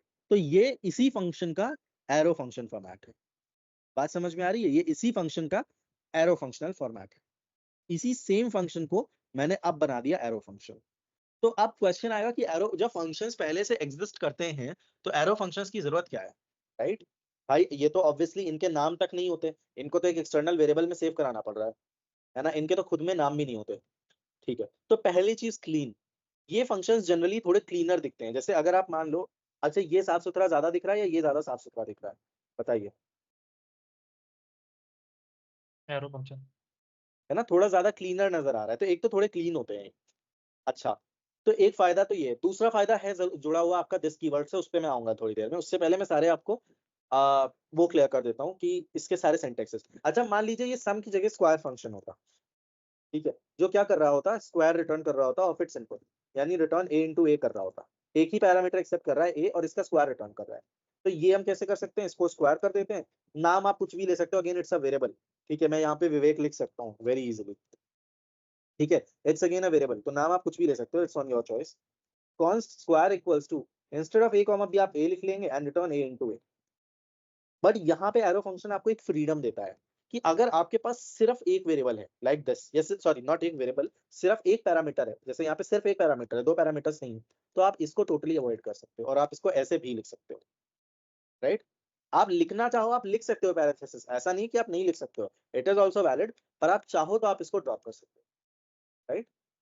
पर अगर कोई भी वेरिएबल नहीं है, लेट्स से कोई फंक्शन ऐसे भी होते हैं जिनमें कोई वेरिएबल नहीं है, मान लीजिए ये फंक्शन होता, ऐसे कौन से फंक्शन हो सकते हैं जिनमें कोई भी पैरामीटर ना हो? वैसे तो ऐसे बहुत से होते हैं।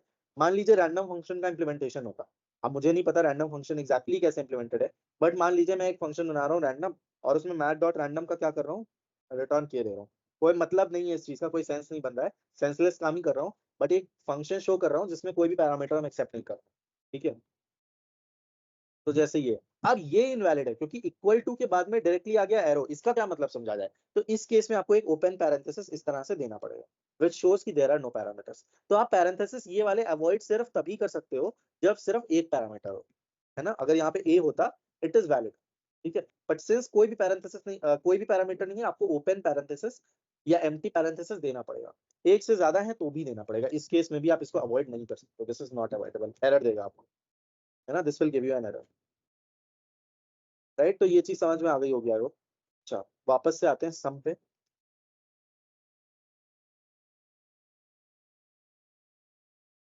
And return a plus B, है ना। जब आप एरो फंक्शन में सिर्फ रिटर्न स्टेटमेंट लिखना चाहते हो, या फिर जैसे ये फंक्शन है ये और कुछ काम नहीं करता, जैसे बहुत से फंक्शंस होते हैं जो बहुत कुछ करते हैं, है ना।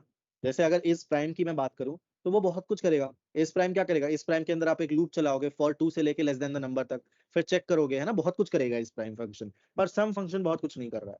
तो ऐसे फंक्शंस जिनके अंदर सिंपल एक ही स्टेटमेंट हो और वो भी रिटर्न टाइप का, लाइक दिस, उस केस में सिर्फ और सिर्फ उस केस में आप इन एरोज को भी हटा सकते हो, ठीक है। And instead of writing a plus B you can simply write here a plus B.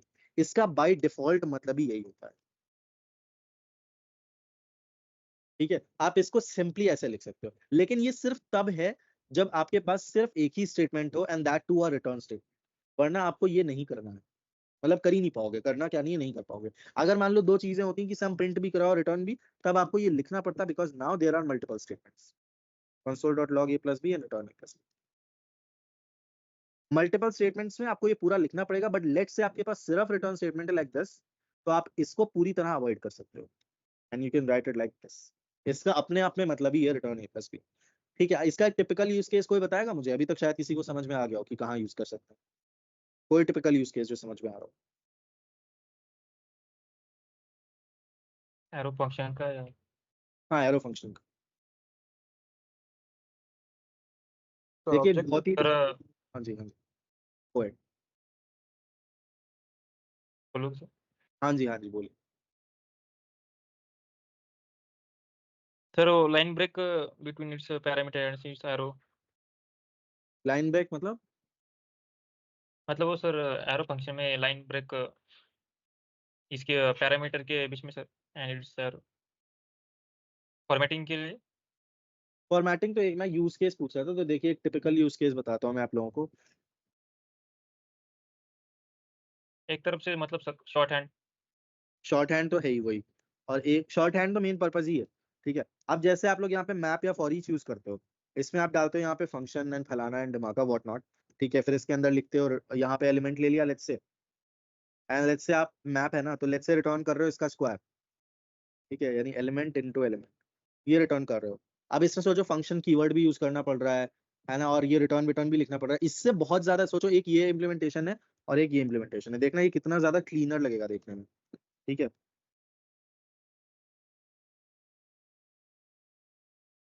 है ना। अब बताओ आप, ये वाला ज्यादा अच्छा लग रहा है देखने में या ये वाला ज्यादा सही लग रहा है ना। दोनों देखिए काम सेम ही कर रहे हैं, दोनों का काम सेम है।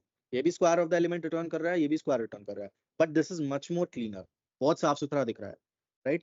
तो जनरली मैप फॉर ईच इस टाइप में हम क्या करते हैं, मैरो फंक्शंस का यूज, ऐसा नहीं है कि इनवैलिड है, इनवैलिड कतई नहीं है, बिल्कुल परफेक्टली वैलिड है, बट इसका यूज ज्यादा करते हैं because it is much more cleaner, right. ये समझ में आया सबको? ये sir. Yes sir.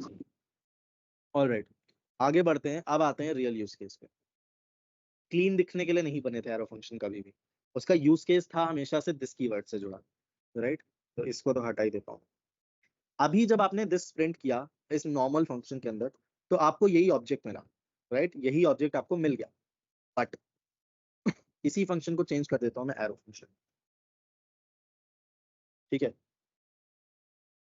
Let's see this क्या मिलेगा मुझे, एम्प्टी ऑब्जेक्ट, यानी कि मुझे यहाँ पे ये ऑब्जेक्ट नहीं मिला, राइट।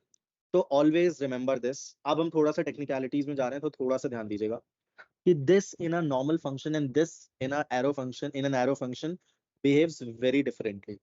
यानी एक एरो फंक्शन में दिस की वैल्यू और एक नॉर्मल फंक्शन में दिस की वैल्यू बिल्कुल अलग होती है। अब मैं आपको एक चीज दिखाता हूँ, बहुत दिनों बाद कंसोल खोलने का मौका मिला, राइट। कॉपी कर लेता हूँ फिर सेकेंड टाइम, पूरा ही कॉपी कर लेता हूँ।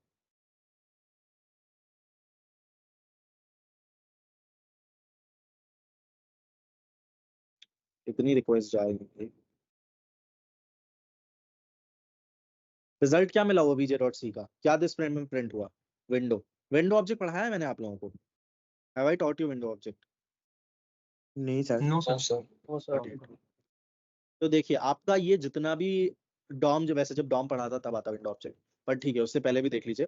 आपका ये जितना भी आपको स्क्रीन में जो कुछ भी दिख रहा है, राइट, जो कुछ भी दिख रहा है आपको स्क्रीन में, ठीक है, ये सब क्या है? आपकी HTML CSS है। But to apply JavaScript on this, basically आपका ब्राउजर क्या करता है, इस सारे HTML CSS के एलिमेंट्स को, HTML के, इसमें बहुत सारे HTML के एलिमेंट्स होंगे ना, वो क्लब करके एक विंडो ऑब्जेक्ट बना देता है। तो विंडो ऑब्जेक्ट क्या होता है? It is a global object जिसके अंदर आपका पूरा का पूरा ये जो भी आपको स्क्रीन पे दिख रहा है वो सारा प्रेजेंट होता है। इस पे मैं बहुत डिटेल में बात करूंगा once we start DOM manipulation, पर टिल देन समझ लीजिए it's a global object of the browser.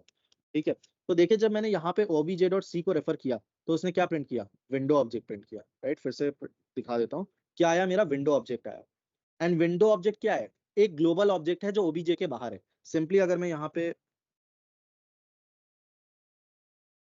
This print करा मैंने, किसी फंक्शन के अंदर नहीं, कुछ नहीं, सिंपली इसको ऐसे देखिए, यहाँ पे मैं सिंपली दिस प्रिंट करता हूँ। और दिस क्या होता है? अच्छा अभी ये तो बताना है, अभी बताता हूँ, दिस की डेफिनेशन भी बताता हूँ सबसे। दिस क्या है? This refers to the currently, क्या बोलेंगे उसको, करेंटली रेफर्ड ऑब्जेक्ट या रेफरिंग ऑब्जेक्ट। दिस की डेफिनेशन एक बार देखूं मैं कि दिस को रेफर्ड बोल रहे हैं या रेफरिंग बोल रहे हैं, कीवर्ड्स में अगर गलती हुई तो गलती हो जाएगी। इन्होंने तो रेफर्स टू एन ऑब्जेक्ट बोल दिया सर। करंट स्कोप बोल देते हैं, करंटली स्कोप्ड ऑब्जेक्ट या करंट।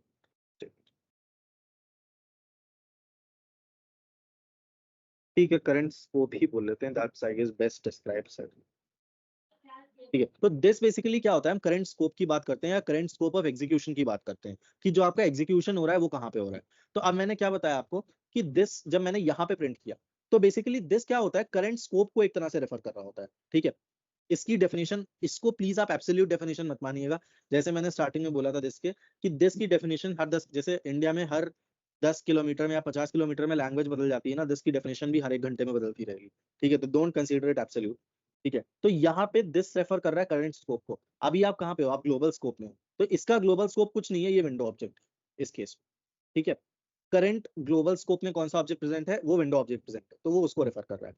ठीक है, अभी नेक्स्ट में अगर आपको दिखाऊं, इस केस में जब वो एक नॉर्मल फंक्शन था तो एक नॉर्मल फंक्शन के केस में वो उसी ऑब्जेक्ट को रेफर कर रहा था। बट कि जब मैंने इसको किया एक एरो फंक्शन, तो वो एम्प्टी ऑब्जेक्ट को रेफर कर रहा है। कोई मुझे बता सकता है कि ये एम्प्टी ऑब्जेक्ट को क्यों रेफर कर रहा है? क्योंकि ये यहाँ के ग्लोबल ऑब्जेक्ट को, क्योंकि जब देखिए मैंने आपको यहाँ पे दिखाया,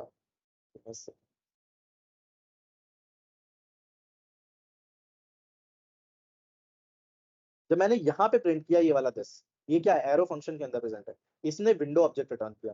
और विंडो ऑब्जेक्ट मैं आपको पहले भी बता चुका हूँ कि सिर्फ ब्राउजर में होता है। ये मेरा नोड है, this is not browser, right, ये नोड का कॉन्टेक्स्ट है, तो ये यहाँ पे आपको विंडो नहीं मिलेगा। तो विंडो ऑब्जेक्ट की जगह पे वो आपको दे रहा है एम्प्टी, यहाँ पे empty object.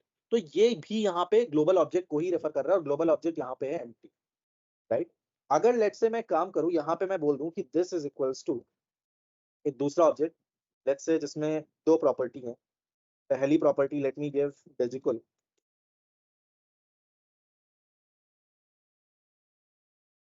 is an institute, और दूसरी प्रॉपर्टी लेट्स से मैं देता हूँ क्या दूँ यहाँ पे, सिटी, लेट्स से नोएडा में सिटेड है, राइट, कुछ भी देता हूँ। लेट्स सी अभी क्या आता है। इनवैलिड लेफ्ट हैंड असाइनमेंट, एक सेकंड, कहीं पे तो कुछ गलती करी है, इसको असाइन नहीं करने दे रहा है दिस। अच्छा ये डायरेक्टली दिस को नहीं असाइन करना, सर मेरे ख्याल से सर जो आप Is dot node out JS city को स्ट्रिंग कर दिया दिस को सर। डायरेक्टली, हाँ सर दिस को डायरेक्टली असाइन नहीं करने देगा, that's the problem. Node JS के इन्वायरमेंट के हिसाब से वो रेफर कर रहा है सर। हाँ दिस नहीं, वही प्रॉब्लम हो रही है ना, दिस को डायरेक्ट असाइनमेंट नहीं दे रहा है वो।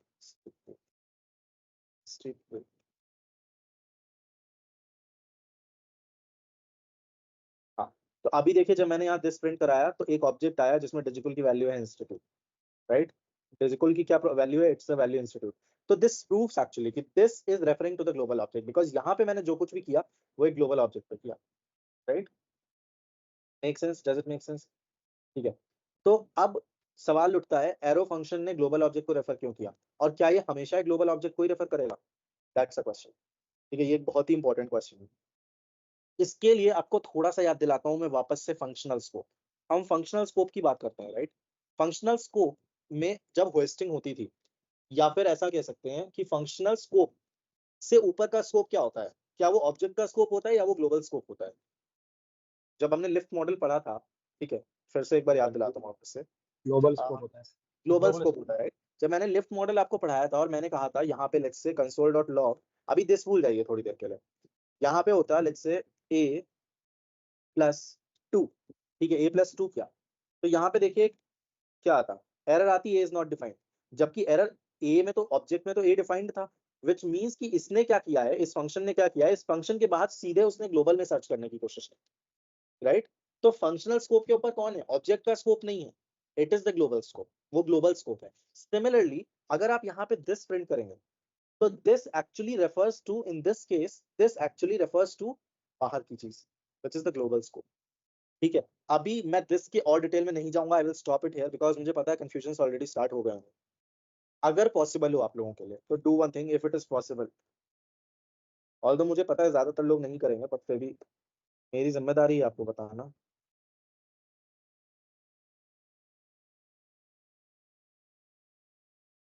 ये बुक का मैं आपको पीडीएफ का लिंक भेज देता हूँ, इसमें सिर्फ आई गेस पहला ही चैप्टर होगा दिस कीवर्ड पे, दिस और दैट, ये जो पहला चैप्टर है सिर्फ इस चैप्टर को पढ़ लीजिएगा, ज्यादा पढ़ने को नहीं भूलूंगा मैं, 10 15 20 पेज होंगे आई गेस, ज्यादा नहीं होंगे, तो और भी छोटा ही है। ठीक है, this all make sense now, ये भी पढ़ना है, चैप्टर 1 चैप्टर 2, एक बार इंडेक्स से देख के बता देता हूँ। इसमें सिर्फ अगर हो सके तो चैप्टर 1 2 एंड 3, सिर्फ ये 3 चैप्टर्स पढ़ लीजिएगा, 3 भी छोड़ो, सिर्फ फर्स्ट एंड 2 पढ़, फर्स्ट एंड सेकंड आप पढ़ लो। ठीक है, दिस और that, this all make sense now. ठीक है, अगर आप ये 2 चैप्टर्स पढ़ लोगे ना, आपको दिस क्लियर हो जाएगा, पर मैं फिर भी बोलूंगा कंफ्यूजन रहेगा, और कंफ्यूजन तब तक नहीं जाएगा जब तक प्रैक्टिस नहीं करोगे आप इस पे, और प्रैक्टिस अनफॉर्चुनेटली इसकी मैं अभी आपको करा नहीं पाऊंगा जब तक मैंने आपको ऑब्जेक्ट ओरिएंटेड जावास्क्रिप्ट नहीं पढ़ा दी, क्योंकि तब तक इसको समझना थोड़ा सा डिफिकल्ट होता है ना? तो तब तक के लिए आप क्या करो, चैप्टर नंबर 1 एंड 2 यहाँ से पढ़ लेना इसका, ठीक है, तो आपको दिस की एक बहुत क्लियर अंडरस्टैंडिंग मिलेगी। बाकी इसके बाद मैं अगले हफ्ते प्लान कर रहा हूँ कि 1 घंटे की क्लास अलग से करवा के I explain the this keyword. ठीक है, तो ये है, अभी तक डाउट्स किसी को कोई भी?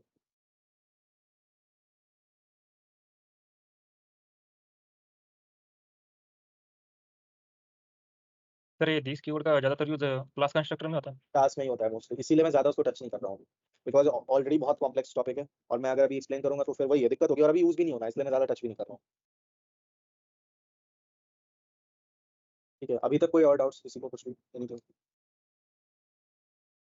सर जब भी हम दिस कीवर्ड एरो फंक्शन में यूज करते हैं तो वो फिर ग्लोबल ऑब्जेक्ट को रेफर करता है, और अगर नॉर्मल फंक्शन को में अगर हम दिस नहीं नहीं कीवर्ड करता यूज है, हमेशा ग्लोबल को रेफर नहीं करता एक्चुअली, इसीलिए मैं कह रहा हूँ दिस की ना, कोई भी मैं बोलूंगा तो दिस की कोई परफेक्ट डेफिनेशन है नहीं, दिस 10 अलग अलग जगहों पे 10 अलग अलग तरह से बिहेव करता है, मतलब कर भी सकता है, जैसे इस पर्टिकुलर केस में ग्लोबल को रेफर कर रहा है, पर हमेशा ग्लोबल को रेफर नहीं करता।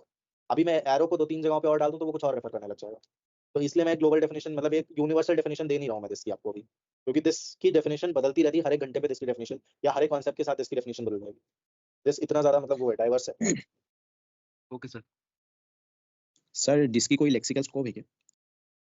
दिस का लेक्सिकल स्कोप नहीं, this actually refers to the current context, पर वो कॉन्टेक्स्ट क्योंकि बदलता रहता है इसलिए दिस बदलता रहता है, दिस को आप किसी पर्टिकुलर स्कोप के साथ एसोसिएट नहीं कर पाओगे, ऐसी चीज बताती। चलिए ठीक है, are there any further doubts किसी को भी? 5 मिनट लीजिए, सर 10। हाँ हाँ बताइए। सर ये ग्लोबल ऑब्जेक्ट और विंडो ऑब्जेक्ट मतलब कंप्लीटली डिफरेंट है ना सर, मतलब ये कॉन्टेक्स्ट में हाँ जो आपने बताया। हाँ हाँ हाँ,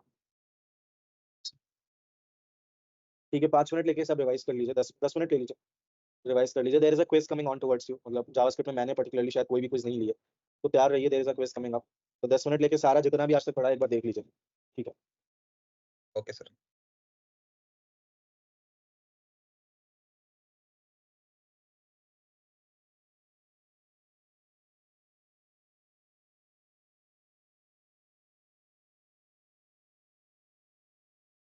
CS6 feature, please pay attention. Template string.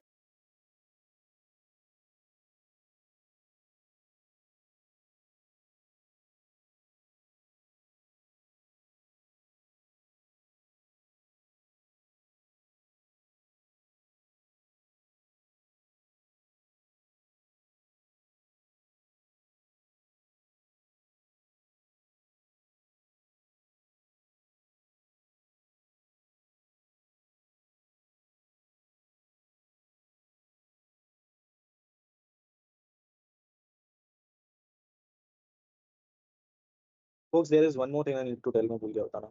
One last ES6 feature, please pay attention. Template strings. तो जैसे अभी तक आपको अगर let's say किसी string में variable include करना हो, जैसे there is a string, let's say, जैसे यहाँ पे एक नाम है, const name equals to, let's say Priyam, ठीक है, एक name है यहाँ पे, and let's say आपको print करना था कि Priyam is a good guy, a good boy, तो आप कैसे करते थे अभी तक? Name concat करेंगे, then plus is a name cut क्यों हो रहा है वैसे? Give me a second. Name is, अरे वो छोड़ो, name is a good. Sir हम as a variable name assign नहीं कर सकते इस वजह से. मेरे हो साथ जाता है। हो जाएगा lock, ठीक है. तो इस तरह से आप करते थे, राइट. अगर आपको वेरिएबल्स डालने हैं, मान लो इसमें फर्दर मुझे कुछ और भी डालना हो, जैसे कि for example his age is, और यहाँ पे मान लीजिए उनकी एज डालनी है मुझे, तो मैं वैसे कुछ भी डाल सकता था, 24 25 वटेवर, ठीक है. तो इस तरह से काम करते थे हम, राइट. आगे बट ये 6 ने एक नया तरीका लॉन्च किया है, विच इज टेम्पलेट स्ट्रिंग, जिसमें आप क्या कर सकते हो, आप स्ट्रिंग के अंदर ही वेरिएबल्स इंक्लूड कर सकते हो. कैसे? तो instead of using inverted comma और डबल इन्वर्टेड कॉमा, आप यूज करेंगे बैकटिक्स. ये बैकटिक्स आपको मिलते हैं, आप देखिए एस्केप की के नीचे, ठीक है. एस्केप की के नीचे आपको ये बैकटिक्स मिलेंगे. And in order to include that variable, आप क्या यूज करेंगे? डॉलर सिंबल, ठीक है. डॉलर के आगे आप लगाएंगे कर्ली ब्रैकेट्स, ठीक है. और इसमें आप उस वेरिएबल का नाम लिख सकते हैं, नेम, देन उसके आगे जो भी लिखना है नॉर्मली लिख दीजिए, name is a good boy, ठीक है, एंड हिज एज इज, ठीक है. फिर से आप, क्योंकि एक वेरिएबल है तो डॉलर, वैसे यहाँ तो वेरिएबल नहीं है तो I can simply right 24, but मान लीजिए एज भी एक वेरिएबल होती, तो इस तरह से यहाँ पे मैं एज भी डाल देता हूँ, ठीक है. तो अभी ये प्रिंट अगर हम करेंगे, इसको हटा देता हूँ, तो it should print the same thing, right. तो इस तरह से आप टेम्पलेट स्ट्रिंग का यूज करके, ये क्या होता है, ये टेम्पलेट स्ट्रिंग है, इस तरह से इसका यूज करके आप इसमें वेरिएबल इंजेक्ट कर सकते हैं. पर ध्यान रखिएगा, यहाँ पे इन्वर्टेड कॉमा या डबल इन्वर्टेड कॉमा नहीं यूज करते हैं, यहाँ पे हम बैकटिक्स का यूज करते हैं. तो कहीं पे भी अगर बैकटिक्स यूज करें तो आपको याद रखना है कि वहाँ पे टेम्पलेट स्ट्रिंग होगी, ठीक है. बाकी सब सेम ही, प्लस वगैरह आपको कॉन्कैटिनेशन का यूज नहीं करना पड़ेगा, एज सिंपल एज दैट, ठीक है. तो this was one last feature of ES6. कोई डाउट्स किसी को? नहीं, सही. Continue revising.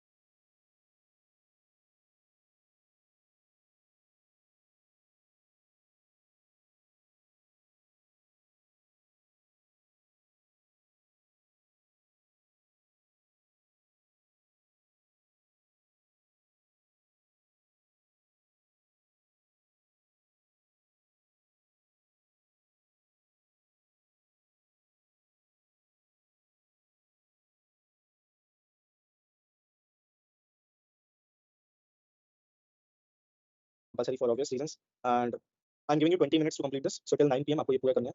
Then we'll discuss the solutions. ठीक है. तो 10 questions 20 minute per question, you have 2 minutes. Almost all the questions like 2-3 छोड़ के are implementation based. तो 2 ही 3 theory के हैं, बाकी सारे implementation based हैं. And please do not run the programs in order to get the output. खुद से ही करिएगा. प्रोग्राम रन कर करके मत देखिएगा कि क्या आउटपुट आ रहा है, वरना बेनिफिट नहीं रहेगा, because it's for your assessment, मेरे नहीं.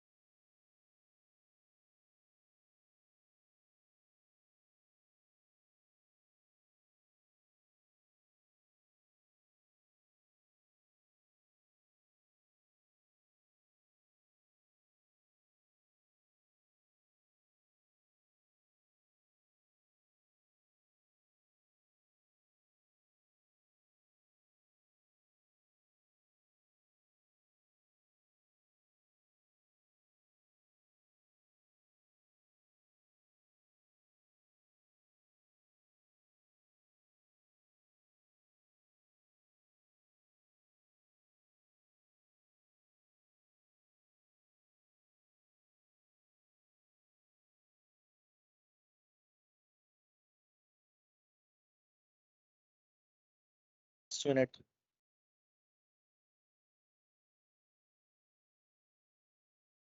By the way, those who don't respond and are present in the class, they will be marked as seconds. जिसका भी बचा है, please make sure. Hello. Yes. Hello, my name is undefined and I am undefined years old. That's correct. Third वाले का क्या है? Second वाला 246 तो करेक्ट। 246 हाँ, और इसका क्या आया? ऑब्जेक्ट वाले का वैल्यू सर वैल्यू आएगा। वैल्यू सर है। फर्स्ट वैल्यू आएगा sir. Value is correct. What does the array dot reduce method do? पहला सर ऑप्शन थर्ड सर पहला फर्स्ट सर वाला sir. accumulator correct. Sir third one. नहीं accumulator one is correct. What does the following code do? Last last second वाला Last Third. तो last last is वाला sir. वो ए को निकाल देगा। last और last is correct. What is the purpose of array dot sum method in JavaScript? Second last. हाँ sir जी B sir B. Second B second is वाला। correct. B is correct. Second वाला correct है। ठीक है, Filter, इसका sir. क्या? Filter correct. Then fourth Last वाला sir. Sir. Last last sir. empty sir empty empty array empty array। और second इस वाले में क्या आएगा? Second sir second Log Third array one. of keys. Third Second वाला is correct. सेकंड वाला sir. Second Second is correct. Sir कैसे ये लास्ट वाला समझाना। ऑब्जेक्ट डॉट कीज और वैल्यूज एरे ही तो रिटर्न करता है।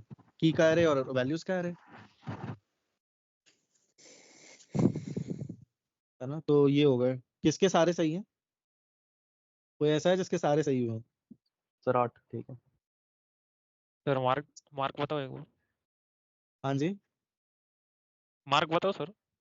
वो तो मुझे कैलकुलेट करने पड़ेंगे अभी। जिन्होंने खुद से किए हो वो बताइए किसके सारे सही हुए। सर वन गलत है सर, बाकी सही है। नहीं, जो सारे जिनके सही हो वो हैंड रेस करिए, जिनके सारे सही हो गए। अगर 100% रिजल्ट नहीं है किसी का तो that means the test was slightly difficult. ठीक है। 10 में से 9 कितनों के सही हैं? Please raise your hands. 9 कितने लोगों के सही हैं? 5 लोगों के 9 सही हुए। इन 5 लोगों का कौन कौन सा गलत हो गया है? विवेक आप बताइए, आपसे स्टार्ट सर करें। मेरा लास्ट वाला। दीपायन आपका लास्ट वाला गलत हो गया। अच्छा, वो तो इजी था जबकि आपको कंफ्यूजन हो गया मुझे लगता है कुछ। ठीक है विवेक आप बताइए। सर मेरा वो आई सर थिंक लास्ट वाले का आंसर माय फर्स्ट है नेम या इज सेकंड है? एक मिनट दीपायन, विवेक क्या कह रहे हैं आप? सर आई थिंक मेरा मतलब मुझे याद भी नहीं है पर वो लगता है मुझे माय नेम वाला। अच्छा अच्छा अच्छा, ठीक है। और मनाश आपका? सर टेम्पलेट लिटरल वाला। ओके, तुषार आपका? सर वही जिसमें दिस कीवर्ड का यूज हुआ था, वो मुझे समझा नहीं। मैं समझा देता हूँ, चलिए। अच्छा, एक बार मैं समझा भी देता हूँ सारे रिजल्ट्स। देखिए फर्स्ट वाला, अच्छा कोई बताएगा आप में से कि रेफरेंस एरर क्यों आएगा? बहुत से लोगों ने बोला रेफरेंस एरर आएगा, तो कोई भी बता दो। सर क्योंकि हम कॉन्स्ट को दोबारा वैल्यू असाइन कर रहे थे। सर सर होस्टिंग होगा पहले इसलिए। हम उसको कांस्टेंट कॉल कर वैल्यू रहे हैं। रहती है सर Hoisting is not और वो happening. फंक्शन। हाँ ये सब अलग अलग रीजन दे रहे हैं। तुषार आप बताइए। सर होस्टिंग नहीं होगा ना, कॉन्स्ट एक्स ऊपर चले जाएगा तो वैल्यू इनिशियलाइज नहीं होगा। वो तो ठीक है कि होस्टिंग नहीं होगा, पर बाहर के कॉन्स्ट को क्यों नहीं एक्सेस कर रहा है फिर वो? पहली बात सर, ये इमीडिएटली इन्वॉक फंक्शन लॉस्ट बाहर को की वैल्यू को एक्सेस करता नहीं है सर। आया ये एफिलिएशन प्राइवेट सर। फंक्शन है सर। नहीं ब्रो, क्योंकि सर वो जो इनिशियलाइजेशन है वो आखिर में हो रहा है कंसोल डॉट लॉग के। वेल, जो फैजान ये ने रीजन इसके दिया वो सही है। जो फैजान ने रीजन दिया वो सही है कि वो बाहर की वैल्यूज को एक्सेस नहीं कर सकता है। That's the first and the foremost thing. वरना यहाँ तो एक्स डिक्लेयर्ड ही है ना, वो यहाँ एक्सेस हो हाँ जाना सर चाहिए था। तो the sir region which invoke हो गया फैजान ना वो तो। लॉक अगर एक्स स्कोप को की एक्सेस वजह से करना भी। एक्स एग्जैक्टली को एक्सेस करना रहता ना तो ब्रैकेट के अंदर एक्स को पास करना पड़ता है, तो फिर यूज एग्जैक्टली कर सकते हैं। If you see this cannot access X before initialization, यही एरर मिली है। ठीक है, तो देखिए पहली चीज, इसकी होस्टिंग पॉसिबल ही नहीं है। इसकी होस्टिंग अगर हो जाती, यहीं पे अगर ये वॉर होता तो मे बी कुछ और कहानी होती। Let's see in that case. देखिए अनडिफाइंड आ गया क्योंकि इस केस में होस्टिंग होगी, बट यहाँ कॉन्स्ट है। मैंने बताया था आपको कि ऐसा बिहेव करता है कि होस्टिंग नहीं होती, और ये एक्स यहाँ पे एक्सेसिबल नहीं होगा। IIFEs में याद रखिएगा कि आप एक्सटर्नल वेरिएबल्स का यूज नहीं कर सकते हैं, राइट? तो ये यहाँ पे एक्सेसिबल नहीं होगा, इसलिए रेफरेंस एरर है। तो ये हो गया आपका इसका। सेकंड, इसमें अनडिफाइंड क्यों है? ये मुझे पता था, ये बहुत लोगों को कंफ्यूजन होगा। देखिए इसमें मैं अगर डायरेक्टली फंक को ना कॉल करके अगर मैं डायरेक्टली obj.greet को कॉल करता तो रिजल्ट अनडिफाइंड नहीं होता। ठीक है, बिकॉज क्यों? जब आपने यहाँ पे obj.greet किया ना, ठीक है, और obj.greet क्या है? ये वैल्यू, इस वैल्यू को उठा के आपने असाइन कर दिया इस फंक्शन को, यानी इस फंक्शन को आपने फंक में स्टोर करा दिया। तो इस फंक्शन का जो दिस का स्कोप था ना वो ब्रेक हो गया। समझ रहे हो आप? इसको ऐसे समझो, इसको हटाता हूं मैं, सिंपली इसको हटाता हूं, यहाँ पे दिस प्रिंट करा देता हूं। ठीक है, एक second, what will be the output of, अरे यार ये भी प्रिंट हो गया सर। ठीक है, अब ये जो दिस है ना, ये देखिए ये इस ग्लोबल ऑब्जेक्ट को रेफर कर रहा है और ना कि इस ओबीजे को। ठीक है, दिस आपका ग्लोबल ऑब्जेक्ट को रेफर कर रहा है, इस ओबीजे को रेफर नहीं कर रहा है। ठीक है, तो क्योंकि ये इस ओबीजे को रेफर नहीं कर रहा है, इस वजह से, सिर्फ और सिर्फ इस वजह से दिस डॉट नेम या दिस डॉट एज अनडिफाइंड रहेंगे। ठीक है, अगर आपको उसे एक्सेस करना है तो उसका सिर्फ एक तरीका है कि इंस्टेड ऑफ रीअसाइनिंग इट टू फंक, आप इसको यहीं के यहीं कॉल कर देते हो। अगर आपने इसको यहीं के यहीं कॉल कर दिया होता लाइक दिस और फंक होता ही नहीं let's say, then in that case अब आपका वो सही प्रिंट करेगा। देखिए, hello my name is John and I am 30 years old.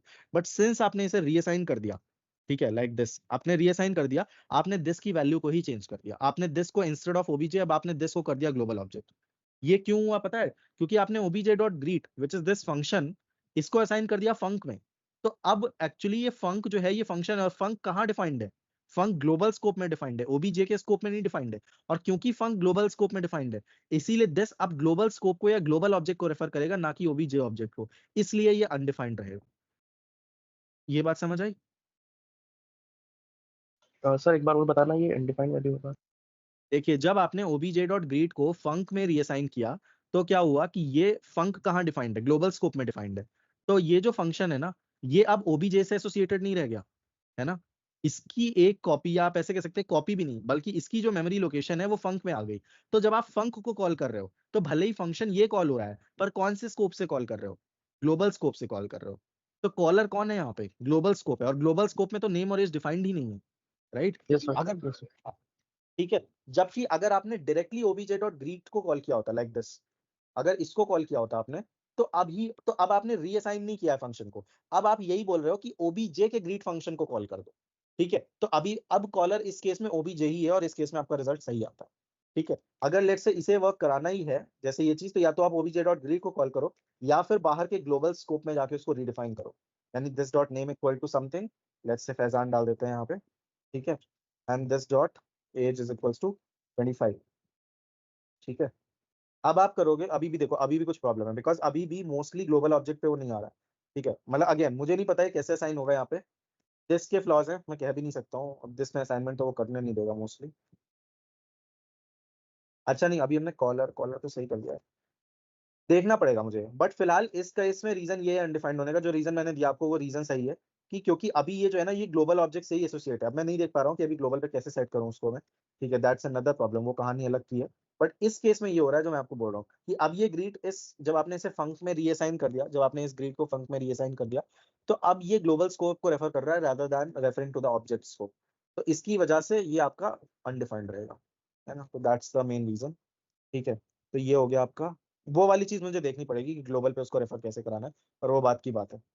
ठीक है, ये तो 246 क्लियर ही होगा। मैप क्या करता है, सारी वैल्यूज को लेता है 1 बाय 1 और into 2 करता चला जाएगा। तो 1 into 2 2 into 2 और क्या टाइम हो गया, 3 into 2 हो जाएगा 246। What will be the result of the following? Num की जगह क्या ले लेगा वो? नम वेरिएबल ले लेगा यहाँ पे। ठीक है, तो 10 की वैल्यू हो गई वैल्यू, तो 10 को जब आप एक्सेस करोगे तो वैल्यू प्रिंट हो जाएगा, सिंपल। ये तो पता ही है, रिड्यूस एक्यूमुलेटर पे काम करता है। इसमें क्या होगा, ये तो हाँ जी सर, ये हाँ जो जी आपने वैल्यू वाला क्वेश्चन बताया था, हाँ, सर हम सर 10 को सर एज अ की नहीं ले सकते किसी भी इंटीजर को? क्या चीज? सर हम की को कोई भी इंटीजर असाइन नहीं कर सकते? इंटीजर है भी नहीं वो, पता है, जब आपने उसको एज अ की यहाँ पे असाइन किया ना, तो वो अपने आप स्ट्रिंग बन जाएगा। तो बेसिकली ये कहानी ऐसी हो जाएगी, ये हो जाएगा। Yes sir, got it. हाँ, रेड्यूस एक्यूमुलेटर हो जाएगा। अच्छा, इसमें ये तो मैंने अभी बताया था, जिन लोगों ने गलत किया है प्लीज पे अटेंशन, कि ए तो ए ही रह जाएगा इस केस में, है ना। ऑब्जेक्ट डिस्ट्रक्चरिंग है ये, और क्या ही है, ए तो ए ही रह जाएगा। और जो कुछ भी बाकी बचा, अगर यहाँ पे सी होता तो इवन सी भी, लेट्स से अगर सी की कुछ वैल्यू होती 34, एप्पल ऑरेंज कुछ भी, मतलब सी की जो भी वैल्यू होती, तो बी और सी दोनों आपका रेस्ट बन जाता। अब यहाँ पे कोई सी डी ई कुछ है ही नहीं, तो सिंपली बी आपका रेस्ट में चला जाएगा। यहाँ पे this is working as a rest operator, rest operator का काम कर रहा है ट्रिपल डॉट, है ना। तो लास्ट वाला ऑप्शन सही है। एरे डॉट सम आपको पता ही है, एटलीस्ट एक सेटिस्फाई कर रहा है या नहीं कर रहा है। ठीक है, और ये तो फिल्टर है ही है। मतलब मैप क्या करता है, मैप का एक एग्जांपल आप ऊपर ही देख चुके हो 1 2 3 वाले में, 2 4 6 हो गया था। ठीक है, रिड्यूस में एक्यूमुलेटर फॉर ईच एक सिंपल लूप रहता है। फिल्टर ही होता है जिसमें आप कंडीशन चेक करता है, जो कंडीशन ट्रू होती है उनको क्या करता है, एरे में ऐड करता रहता है। तो फिल्टर इज द आंसर। जब आपने एरे की लेंथ 0 करी तो क्या मतलब है उसका, उसका सिंपल मतलब है आपने एरे को एम्प्टी कर दिया। तो इस एरे को एम्प्टी कर दिया, उसका ऑप्शन यही तो होगा, empty array. Empty array is the answer. और ये तो पता ही है ना दोनों, मतलब ऑब्जेक्ट डॉट कीज क्या होगा, ए और बी का एरे हो जाएगा, ऑब्जेक्ट डॉट वैल्यूज क्या होगा, 1 और 2 का एरे हो जाएगा। तो logs N array of keys and array of values of the object. यही था। मतलब 2 3 क्वेश्चंस ट्रिकी थे, आई अज्यूम दैट। हाँ, कितने लोगों के अभी 9 सही हुए हैं?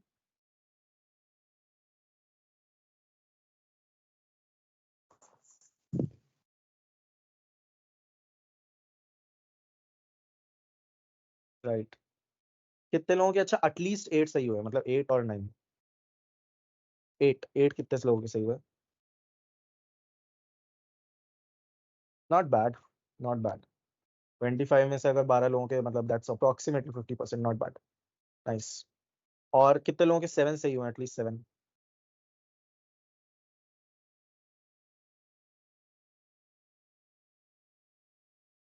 20 21, नाइस। तो देखिए 70% आपका डिजिटल में पासिंग मार्क होते हैं। तो मेरा, वैसे तो मेरा क्राइटेरिया 90% होता है generally, but since I assume this test was little bit difficult, जैसे वो रेफरेंस एरर वाला क्वेश्चन स्लाइटली ट्रिकी था, अनडिफाइंड वाला क्वेश्चन स्लाइटली ट्रिकी था, और बाकी के तो इजी थे आई गेस, बाकी में तो इतना डिफिकल्ट कुछ था नहीं, है ना। तो ये 2 3 क्वेश्चंस थोड़े से ट्रिकी थे, तो मतलब 2 क्वेश्चंस ट्रिकी थे, तो मैं मतलब 7 वालों को कंसीडर कर रहा हूँ कि they all pass at least in my eyes. ठीक है, तो सही है, सही है। अच्छा, you people perform good by the way. I wasn't expecting this much of the performance, इतना एक्सपेक्ट नहीं कर रहा था मैं कि 22 लोगों के सारे सही हो जाएंगे। ठीक है, मतलब सारे नहीं, एटलीस्ट 7 सही हो जाएंगे। तो सारे क्यों नहीं सही हुए वैसे, मतलब क्वेश्चन ये है, मतलब कंफ्यूजन क्या हो रहा है?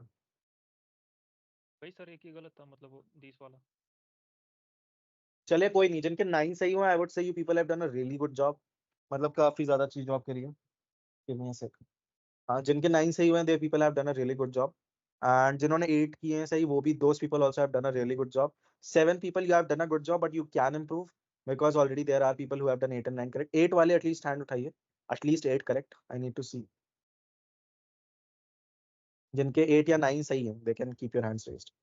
12 not bad, 12 13 again, not bad, not bad at all। 50% people are doing 80% correct, that's good in fact। ठीक है, so people who have done 8 correct, मतलब give yourself a party, give yourself a pat on the back from my side, मतलब you have done a great job। जिन्होंने 7 सही किए हैं, you people have also done a good job, you people need to focus a little more। ठीक है, but literally you people have done a good job, मतलब awesome for that, right। और जिनके 9 सही हुए हैं, I mean you people are doing real hard work, that can be seen। मतलब जिनके 9 सही हुए हैं, I mean really hard work you people have done। but next चीज जो मुझे देखनी है is कि जब भी ऐसे कोई टेस्ट हो, एटलीस्ट 2 लोग निकल के आए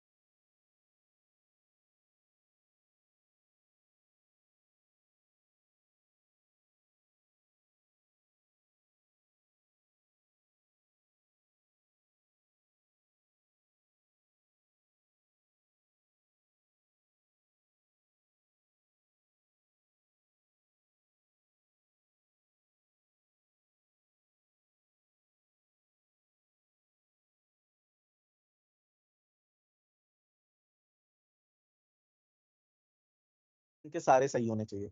मतलब slightly disheartening was the fact कि कोई भी ऐसा नहीं 5 तो प्रिंट होगा, बिकॉज आप ऐसे समझो कि दो फेजेस होते हैं, राइट? एक होता है आपका कंपाइलेशन वाला फेज और एक होता है एग्जीक्यूशन वाला फेज, राइट? तो ये एरर तो एक्चुअली में किस फेज में आएगी, ये इंपॉर्टेंट है समझना कि क्या ये कंपाइलेशन में आएगी या एग्जीक्यूशन में आएगी।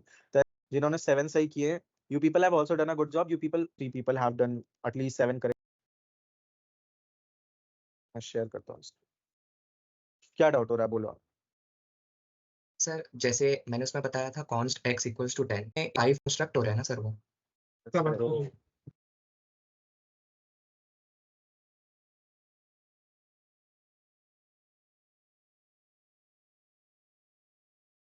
5 तो प्रिंट होगा, बिकॉज आप ऐसे समझो कि दो फेजेस होते हैं, राइट? एक होता है आपका कंपाइलेशन वाला फेज और एक होता है एग्जीक्यूशन वाला फेज, राइट? तो ये एरर तो एक्चुअली में किस फेज में आएगी, ये इंपॉर्टेंट है समझना कि क्या ये कंपाइलेशन में आएगी या एग्जीक्यूशन में आएगी। तो ऐसे he told interpreter line by line काम करता है। जावास्क्रिप्ट अगर आप ज्यादातर जगहों पे पढ़ोगे, वैसे तो I don't 100% agree to that, but JavaScript is an interpreted language, although दोनों फेजेस होते हैं, कंपाइलेशन इंटरप्रिटेशन दोनों होता है, ठीक है? तो आप समझो कि जब इसका कंपाइलेशन हो रहा होगा ना, उस स्टेप पे मतलब आपका ये console डॉट लॉग का आउटपुट तो तभी स्टोर कर लिया गया होगा, तो ये 5 तो तब भी आएगा, right? This 5 will still be accessible. But जैसा आपने कहा वो भी सही है कि इस फंक्शन का कंस्ट्रक्शन हो रहा है, दैट्स 100% करेक्ट, राइट? तो x एक्सेसिबल होगा ही नहीं, that's also a matter of fact, right? But ये पता कब चलेगा, जब ये एक्चुअली एग्जीक्यूट होगा। मतलब आपको अगर कुछ और कंफ्यूजन है तो बताओ, मे बी मैं गलत समझ गया हूँ आपका क्वेश्चन, दैट्स अ नहीं सर पॉसिबिलिटी। वैसा ही क्वेश्चन है, मतलब वो ऊपर 5 पे नहीं जाना चाहिए सर। कहाँ पे मतलब ऊपर 5 पे नहीं जाना चाहिए, सर क्या मतलब है, मैं नहीं समझ पा रहा। मतलब सर लाइन नंबर 4 में हमने console dot log x print किया है लाइन नंबर 4 पे, और 5 पे हमने sir const x equals to 10 वो इनसाइड फंक्शन के अंदर ही किया है, तो होस्टिंग सर ऊपर कॉन्स्ट x की होगी, मतलब डिक्लेयर हुआ है, इनिशियलाइजेशन नहीं हुआ है। हाँ। तो रेफरेंस एरर इसका आना चाहिए, वो लिफ्ट करके सर ऊपर जो ग्लोबल में है कॉन्स्ट x इक्वल्स टू 5 वो नहीं लेना चाहिए ना। ब्रो गलत हाँ, समझ रहे तू, वैसा नहीं है। मैं तो एक्चुअली समझ नहीं पा रहा हूँ कि वो क्या समझ रहा है, may be Faizan can clear this out. सबसे पहली बात सर ये है कि कॉन्स्ट जो है वो होस्टिंग नहीं करती चीज़ों को। दूसरी चीज़ ये है कि कंसोल डॉट लॉग एक्स जो प्रिंट हो रहा है वो वहीं पे स्टॉप हो जा रहा है, क्योंकि उसको वहाँ पे जहाँ पे रेफरेंस एरर आ गया तो उसके नेक्स्ट वाली लाइन तो चलेगी नहीं। एग्जीक्यूट जहाँ पे नहीं होगा, करेक्ट। हाँ एग्जीक्यूट नहीं होगी, और अगर अपन वार कीवर्ड यूज करेंगे तो वहाँ पे अप्रोक्सीमेटली होस्टिंग होगी वहाँ पे, क्योंकि वहाँ पे अनडिफाइंड आ जाएगा। मीन्स वहाँ पे कोई एरर नहीं है, वहाँ पे अनडिफाइंड वैल्यू है, तो वो उसको एज अ ट्रीट करेगा कि ट्रू है और नेक्स्ट लाइन पे जाएगा वो। इसीलिए अपने को वो दिख रहा था वहाँ 5th नंबर पे, समझा? करेक्ट। ऐसा कॉन्स्ट तो कॉन्स्ट वाला होस्टिंग होती है होस्टिंग ना। नहीं होती, लेट और कॉन्स्ट में वो होस्टिंग नहीं होती। कैसा है ना, वार कीवर्ड में यही प्रॉब्लम थी, तो उसको मतलब अगर तू कोई भी वार कीवर्ड से चीजें बनाएगा वो विंडो ऑब्जेक्ट पे दिखेगी, जिसकी वजह से सिक्योरिटी इश्यूज आते हैं। इसीलिए लेट और कॉन्स्ट का यूज किया जाता है, ताकि वो विंडो ऑब्जेक्ट पे दिखे ना कि जो भी वार कीवर्ड से अपन ने चीजें बनाई है, समझे? इसीलिए ऐसा रहता है। नहीं टू टेक करेक्ट और दस कॉन्स्ट और लेट में भी होस्टिंग होती है, बट इट्स जस्ट दैट कि लेट और कॉन्स्ट जब तक इनिशियलाइज नहीं हुए आप उनको एक्सेस नहीं कर सकते, ठीक है? हाँ sir but that also means the same, उसका मतलब ये भी है कि क्योंकि आप उसको एक्सेस नहीं कर सकते हो तो तो जब आप यहाँ पे इसको एक्स को एक्सेस करने की कोशिश करोगे यहाँ पे, ठीक है, तो वो आपको वेरिएबल इनएक्सेसिबल की एरर दे देगा, राइट? यस और सर। जब वो रेफरेंस एरर आ जाएगी तो उसके नीचे वाला स्टेटमेंट कभी एग्जीक्यूट ही नहीं होगा। ओके सर, कॉन्स्ट को तो बिना इनिशियलाइज करे हम वो कर ही नहीं सकते ना यूज, नहीं कर मतलब सकते, अनलेस। Correct correct. समझ गया सर। सर हाँ जी, हाँ जी। सर जैसे जो तुषार का डाउट था कि जैसे कॉन्स्ट एक्स इक्वल टू 10 है लाइन नंबर 5 में, तो वो अगर जैसे लाइन नंबर 3 या 4 के बीच में वो कॉन्स्ट एक्स ऊपर चल जाएगा डिक्लेरेशन में, तो सर जैसे कॉन्स्ट और लेट में आप कह रहे हैं होस्टिंग नहीं होती, तो सर वो लिफ्टिंग अप भी नहीं होता सर लेट और कॉन्स्ट में? ये पूछना था, कि कंफ्यूजन आ लिफ्टिंग रहा अप है। को तो होस्टिंग बोलते हैं। नहीं सर, डिक्लेरेशन टॉप पे चल जाती है उसको बोलते हैं। हाँ, तो लिफ्टिंग अप से क्या मतलब है आपका? मतलब सर कि ये कॉन्स्ट एक्स जो डिक्लेरेशन है ये लाइन नंबर 3 और लाइन नंबर 4 के बीच में आ जाएगी, मैं ये कहना चाह रहा हूँ कि कंसोल डॉट लॉग जो है वो नेक्स्ट लाइन में आ जाएगा और कॉन्स्ट एक्स ऊपर चल जाएगा। जैसे हम वेर कीवर्ड के साथ सर जो डिक्लेरेशन ऊपर चली जाती है, तो मैं ये पूछा हाँ सर तो कॉन्स्ट। हाँ हाँ तो सर कॉन्स्ट और लेट में भी यही होता है सर कि वो ऊपर चली होता जाती है है, सर? बट वो एग्जैक्टली ऊपर नहीं जाता, वो टेम्परल डेड जोन में जाता है, हाँ ठीक है? सर वो तो पता। हाँ, और उसी वजह से वो इनएक्सेसिबल रहता है जब तक आप उसको इनिशियलाइज नहीं कर देते। ओके सर, ठीक है सर, मतलब यही है कि वो वेर की तरह वो ऊपर डिक्लेरेशन उसकी नहीं जाती है कॉन्स्ट और लेट की। देखो मैं बताऊं, ये चीज डिबेटेबल है, अगर आप इस पे पढ़ोगे भी ना कि are const and let hoisted, पता है ये निकल के आएगा एमडीएन में। Let me teach you, show you that in MDN में ये चीज लिखी भी हुई है। डिबेटेबल वर्ड यूज हुआ था या क्या वर्ड यूज हुआ था, लेट मी चेक। एक वर्ड इसमें यूज्ड है, एक सेकंड में दिखा रहा हूँ आपको। ये देखो, ये लिखा हुआ है, दिस डिसेंट इज फाइन। ठीक है, जैसे यहाँ पे लिखा है because temporal dead zone strictly forbids any use of variable before its declaration. मैंने बोला था ये तीनों टेम्पोरल डेड जोन में चले जाते हैं। This decent is fine since hoisting, जैसे कुछ लोग ये कहते हैं ना, यही टॉपिक था। Some prefer to call it non hoisting as non hoisted because temporal dead zone जहां वो चले जाते हैं strictly forbids any use of variable before its declaration. यही एरर आ रही है। ठीक है, डिक्लेरेशन की जगह पे it should be initialization. But this decent is fine since hoisting is not a universally agreed term. तो जो हम ये कहते हैं ना कि उसकी declaration top of the file पे मूव कर गई, ठीक है, दिस थिंग इज समथिंग जो जिसपे एक डिबेट है। ठीक है, तो this can not B universally said. ये वार बिहेव ऐसे करता है कि वो टॉप पे चला गया, बट क्या वो एक्चुअली टॉप में मूव करता है while the compiler is running, ये डिबेटेबल चीज। ठीक है, तो मतलब इसीलिए ये कह पाना कि ये ऊपर गया या नहीं, ये अगेन डिबेटेबल है। तो ये चीज आपको इंडियन में भी मिलती है कि this is a debatable thing, this is not universally agreed.